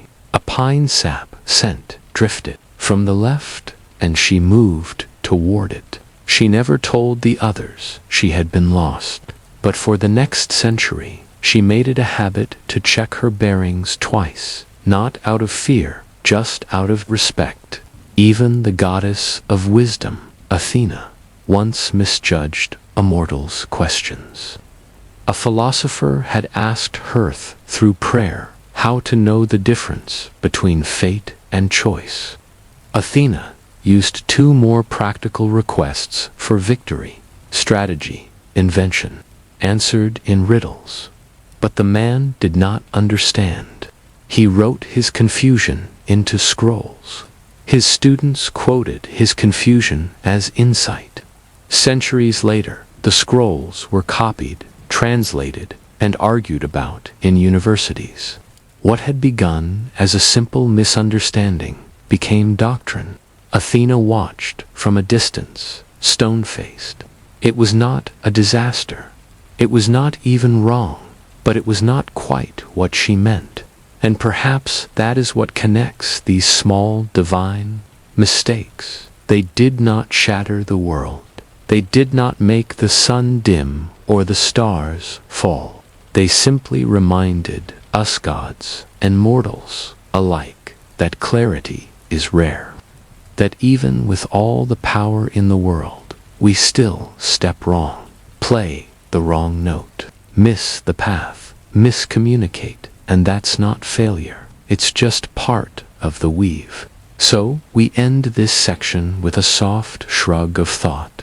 If even gods misstep without consequence, why must we demand perfection from ourselves? In the grand halls of Olympus, the stories that echoed loudest were the epics, battles, betrayals, floods, punishments, the drama of immortals, shaping the lives of mortals with lightning and prophecy. But beneath those stories woven quietly, between the thunderclaps were the smaller moments, moments where the gods, for all their power, reminded the world that even they had cracks. Zeus once forgot the name of a mortal queen he had visited and sent a gift to the wrong village. He laughed it off, of course. Thunder makes a fine distraction, but the villagers built a temple anyway, to a goddess who didn't exist. The temple stood for 200 years. Dionysus once attended the wrong festival. He arrived in full revelry wine, flowing, panthers dancing, Thyrsis in Handonly, to find the town was mourning a drought. There was no music, only silence. He apologized. He stayed anyway, quietly, and left behind a vine that still grows, curling up the walls of what used to be the mayor's house. Even Hestia, the quiet goddess of the hearth, once forgot to tend her own flame. Only once. The fire in her temple dimmed as she sat in thought, listening to the soft sound of soup simmering in a village hut far below. When she returned her gaze to the altar, the flame had gone out. She lit it again. No one noticed, but for years afterward, she visited that hut in spirit whenever the pot boiled over. These moments never made the major myths. There were no poems written about them, no monuments carved, but they mattered because they made the gods familiar. Not like us, but near enough to feel like companions rather than rulers. They stumbled, they forgot, they lost things, they misunderstood, and yet they continued.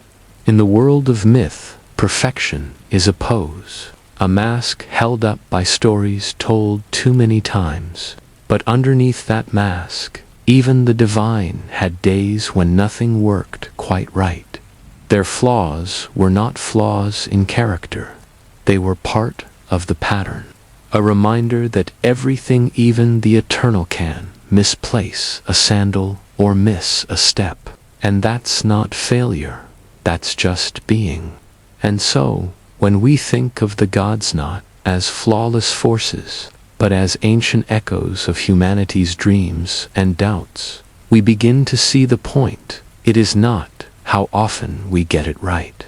It is how gently we return when we don't. Hermes found his sandals. Apollo retuned his lyre.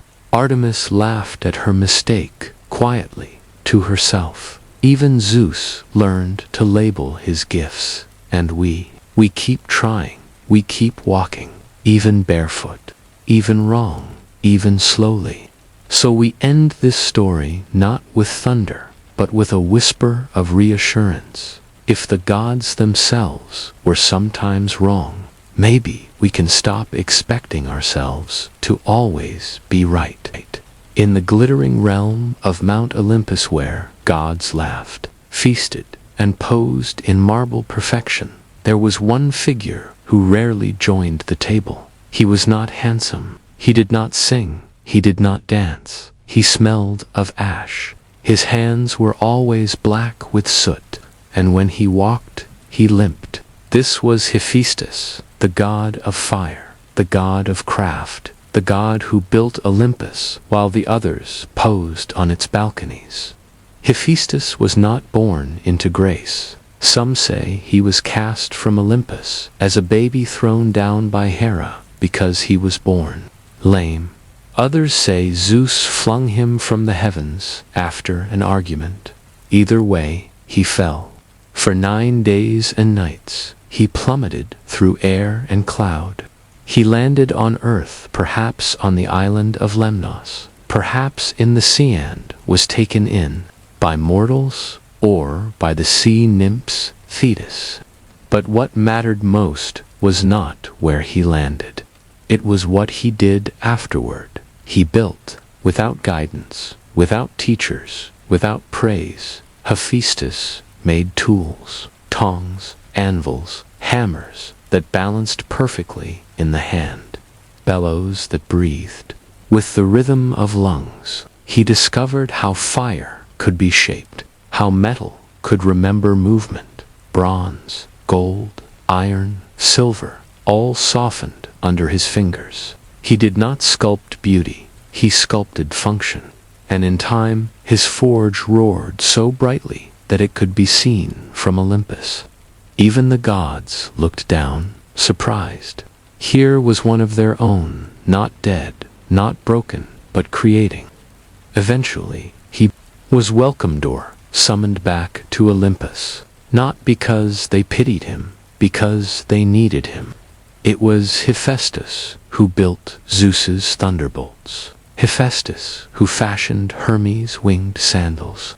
Hephaestus who designed the unbreakable chains that bound Prometheus. He built palaces, shields, crowns, and thrones for gods who had laughed when he limped. He even built Pandora the first, woman crafted from clay, with beauty shaped like a trap and a jar in her hands.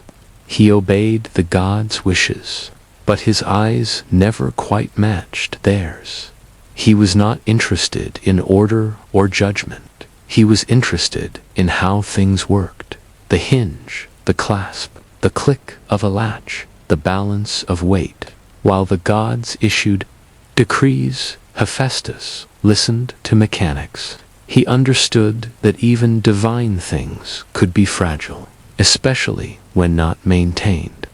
He lived in the smoke beneath the mountain, in volcanic caves under the surface, far from marble columns and gold goblets, and yet his work held Olympus together. No songs were sung in his name. No myths cast him as hero, but every helmet, every chariot, every lyre and scepter bore his signature in silence. He was not the god of war, but he made the armor. He was not the god of love, but he made the jeweled girdle Aphrodite wore to enchant. He was not the god of kings, but he made their crowns, and yet he remained apart. Among the gods, Hephaestus was always the laborer, useful, productive, needed, but never truly admired. So we end this section not with fire, but with the quiet sound of a hammer tapping bronze, when the beautiful take the credit, who built the world they stand on. Beneath volcanoes, deep in the heart of mountains, there is a place no mortal has ever truly seen, a forge that roars without end, an anvil that never cools, walls lined with unfinished ideas, some glowing faintly, some forgotten under dust. This is the domain of Hephaestus, not a palace, not a temple, a workshop, unlike the feasting halls of Olympus, filled with wine and laughter. Hephaestus' forge is a place of rhythm and repetition. The hammer strikes, the metal bends, the sparks rise and vanish. Time does not pass here the same way. It stretches, it folds, it smolders. Hephaestus does not rule his domain like a king. He inhabits it like a craftsman, silently, steadily, stubbornly. His assistants are not servants, but automaton statues of gold and bronze that move without breath. Some say they are shaped like women, flawless and graceful, created not from desire, but from curiosity. Can something made of metal move like something born of flesh? Others are shaped like animals, hawks, lions, serpents that guard the entrance and obey quiet instructions never spoken aloud. Hephaestus built them not to impress, but to test the limits of creation. Where others saw magic, he saw engineering. And yet, despite all he created, he was never the god of invention. That title was never given. Instead, he remained the smith, the laborer, the one who produced, while the ideas, the beauty, the glory were claimed by others. Perhaps the clearest example is Aphrodite, the goddess of love and beauty. She was given to Hephaestus as a wife by Zeus, as a kind of political gesture, a union of beauty and labor. But it was never a match of hearts. Aphrodite loved pleasure. Hephaestus loved process. She found joy in gaze and touch. He found peace in silence and flame. She strayed with Ares, the god of war. The irony was not lost on Hephaestus. He, who forged armor, who shaped shields and swords, was cuckolded by the god who used them. He did not rage. He built a trap, a web of unbreakable chains, invisible to the eye, placed around the bed. And one night, as Aphrodite and Ares lay entangled, the net fell. They were caught naked, humiliated. Hephaestus summoned the other gods, not for revenge, but for proof. To show them what they had ignored. To remind them that even the beautiful have flaws and even the overlooked see everything. The gods laughed loudly at Ares, at Aphrodite, at the situation. They laughed too at Hephaestus, not with cruelty, but with detachment, as if he were not one of them, not part of the golden circle, just the mechanic in the basement. After that, Hephaestus returned to his forge more often. He spoke less. He built more. He crafted Achilles' shield, masterpiece, not just of defense, but of meaning. Etched into the metal were cities of peace and war, farmers in their fields, dancers, stars, oceans. It was not just protection. It was the world, held in the hands of a single mortal man. That shield became legend, its details discussed for centuries. And yet, how often is the smith remembered? Hephaestus did not crave worship. He craved function, integrity, a problem solved with shape and heat. His glory was not in gold, but in utility, in hinges that never rusted, in gears that moved without error, in fires that burned clean.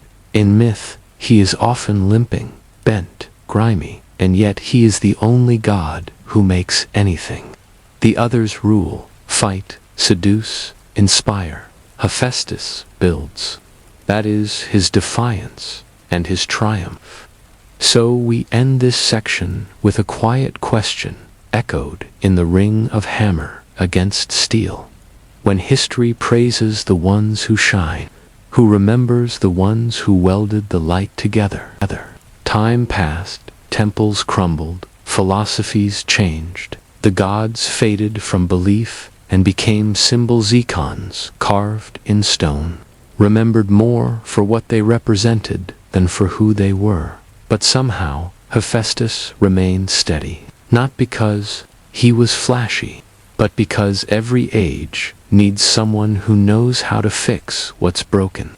In medieval manuscripts, he became a distant echo, a craftsman in the margins, hunched over tools. In Renaissance art, he was depicted with smoke and sparks, his brow furrowed, his arms strong but soot-streaked, not heroic, not elegant, just there, working.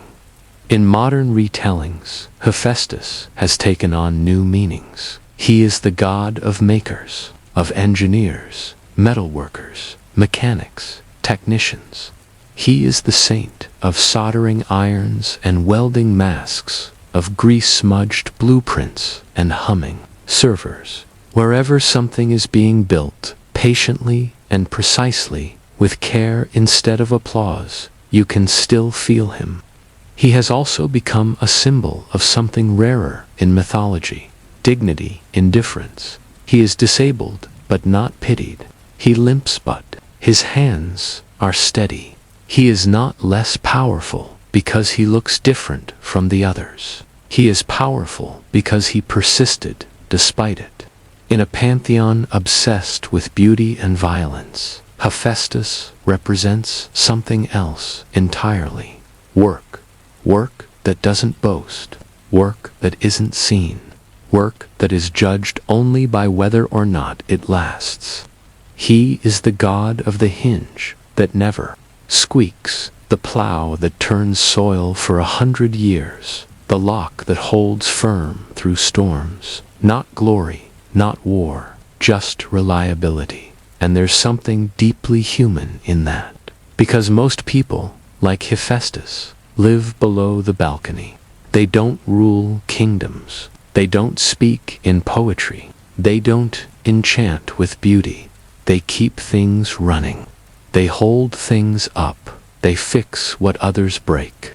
In that way, Hephaestus is not just a myth. He is a mirror, a reminder that not all strength is loud, that not all divinity is golden, that sometimes the greatest power lies not in being admired, but in being useful. So we end this story not with a burst of flame, but with a warm coal resting in a quiet forge when the world forgets who built its foundations. The hammer still rings, and the forge still burns. Before the wars, before the pantheon, before even the temples were built, there was Demeter. She did not thunder. She did not hunt. She did not burn cities or seduce kings. She simply fed the world with wheat and barley, fig and olive, chickpea and lentil, grape and pomegranate. Demeter gave the earth its quiet fullness. She walked among furrows. She whispered to roots. She taught mortals how to harvest and grind. And as long as she walked, the fields grew. But there came a year when they didn't. Not because of drought, not because of plague, not even because of war, but because Demeter stopped walking. And when she stopped, everything else paused. It began quietly. The barley shoots rose, then wilted. The fruit trees bore blossoms, but no fruit. The granaries stood half empty before the season was done. In the hills, shepherds looked at their thinning flocks and asked the sky for rain. In the valleys, millstones turned more slowly, and no one knew why. The gods knew, of course, but they did not speak of it, because to name the reason was to name the absence of Persephone. Demeter had one daughter, born not from conquest or strategy, but from love steady and green as a leaf unfolding. She raised Persephone gently, teaching her the rhythm of planting, the patience of germination, the quiet triumph of harvest. Theirs was a private joy. They did not hold court or demand tribute. They walked together through meadows, baskets in hand, heads bent over shoots. Persephone laughed often, and when she laughed, the wildflowers followed. Then one day, the laughter stopped.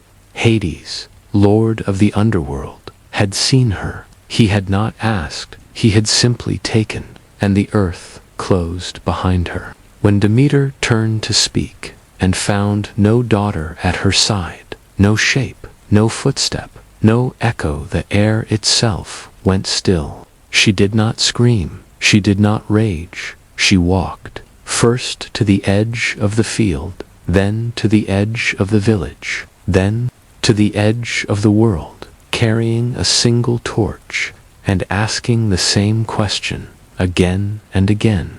Have you seen her? Disguised as a mortal, Demeter wandered far. She sat beside wells, she passed through towns, she watched children play, and wept quietly when they reminded her of Persephone's small hands. She forgot to teach the farmers, she forgot to bless the seeds, and slowly the world began to forget how to grow. In one village, she was offered shelter by a kind woman. The woman had a newborn son. Demeter held the child, rocked him gently, and felt for a moment something other than grief. She offered to care for the baby, to raise him strong. She placed him in fire at night to burn away his mortality, as only a goddess could do. But the mother, waking in fear, interrupted the ritual. Demeter pulled her hand back. The child would live, but remain mortal. Demeter vanished again. The seasons passed strangely. Winter stretched longer. Spring returned sluggishly. Autumn bore little. People began to murmur. Offerings were made. Temples reopened. But Demeter did not return. The gods, for once, were uneasy. Zeus sent messengers. Hermes searched. Even Apollo's visions clouded because without Demeter, the gods had no grain to feed their altars. And without Persephone, Demeter could not bloom. So we end this first section in the still hush between planting and harvest. When nothing stirs and the soil waits in silence, what happens to the world when the one who feeds it refuses to speak? Demeter wandered, but not aimlessly. Her steps traced a spiral, outward, across the earth, and then, eventually, downward. She had asked every mortal she passed the same quiet question, but none could help. The gods remained silent and ease with her sorrow. They admired Demeter's patience, but feared her grief. They respected her power, but disliked its disruption. It is easier to live with a goddess who keeps the fields green, who goes looking for a missing daughter. It was Helios, the sun god, who finally spoke. He had seen everything, as the sun always does. He told her of the moment Persephone had vanished beneath the earth. He told her who had taken her, and when, and how. It was Hades, brother of Zeus, king of the underworld, lord of all that lay below. Demeter said nothing. She simply turned and walked toward the shadows. But the underworld does not open to all. Who knock it requires persuasion. So Zeus, whose silence had allowed this theft to happen, finally acted. He sent Hermes, quick-footed and clever-tongued, to retrieve Persephone. Hermes descended through cracks in the rock, past bones and roots, into the dim corridors of the dead. And there, in the cold palace beneath the world, he found her. Persephone was not weeping, but neither was she laughing. She sat on a stone bench, still as a frost-covered seed. She had grown quieter, older, more distant. And when Hermes told her Demeter waited torch in hand, gaze unblinking, Persephone stood without a word. But then Hades offered her a final kindness, a fruit, a small thing, a pomegranate, already split open, 6 gleaming seeds inside. She ate them slowly, one by one, and pressed her daughter's face into her shoulder. There was already something changed. A tether had formed. 6 seeds, 6 bonds, 6 reasons Persephone could never fully leave the underworld behind. Demeter knew immediately. She touched her daughter's lips, felt the cold behind them, and understood. She did not scream. She did not argue. But she stood before Zeus and the others, and made her demand. If Persephone must return to the underworld, then the world would grieve with her, and so the compromise was made. For 6 months each year, Persephone would live among the roots, queen of shadows, companion of the dead. And for the other 6, she would walk again beside her mother, among orchards and fields and sunlit hills. Demeter accepted it, not gladly, but completely. She returned to the fields. She bent again to the soil. She passed her hands over seeds that had lain waiting, and they stirred. Wheat pushed up through thawing ground. Vines coiled toward the sun. Figs swelled with green promise. Life resumed. Because now the seasons had a rhythm. Spring, when Persephone returned and the earth inhaled. Summer, when the harvest ripened under Demeter's watchful gaze. Autumn, when Persephone began to drift again and the fields grew quiet. Winter, when Demeter sat alone with memory and the ground lay still.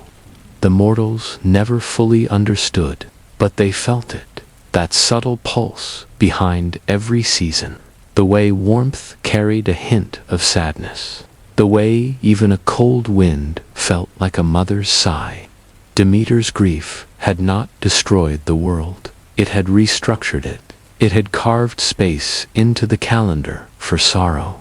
So we end this section with a thought as quiet as a falling seed. What if the earth needs time to mourn just as much as it needs time to bloom? Time passed, but it passed differently now, not in straight lines, but in a circle. Each year, the earth turned not with the unbroken hum of endless summer, but with seasons shaped by absence, by return, by letting go, again and again. In spring, the fields remembered. First in green hints beneath the frost, then in full stalks of wheat, bold and rising. Demeter walked again, her hands steady, but she smiled less now. Even joy, once absolute, had grown shaded, because she knew the cycle would turn again. Mortals adapted. They did not speak the names of the gods often, but they watched the seasons carefully. When the wind changed, when the birds returned, when the first shoots appeared, they understood somewhere deep beneath logic that growth requires loss, that the world, like a person, must rest in winter, must sleep, must grieve, must wait. And in that waiting, Demeter became something more than a goddess of grain. She became a goddess of timing, of patience, of the long arc between sorrow and renewal. Her story was not dramatic. It did not end in triumph. She did not punish the underworld. She did not undo the loss. She did not rescue Persephone completely, but she remained.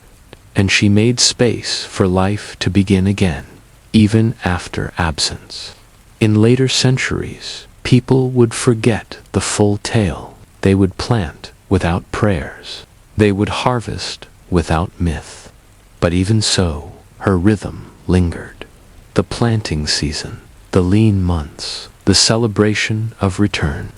Every culture, in its own way, traced the outline of Demeter's grief, even if they did not name it. Persephone, too, changed. She was no longer only the daughter. She became a queen, seated beside Hades, a calm ruler of the dead. She did not love the darkness, perhaps, but she made peace with it, and when she returned each spring, it was not as a rescued child but as a woman who had learned to live between two worlds.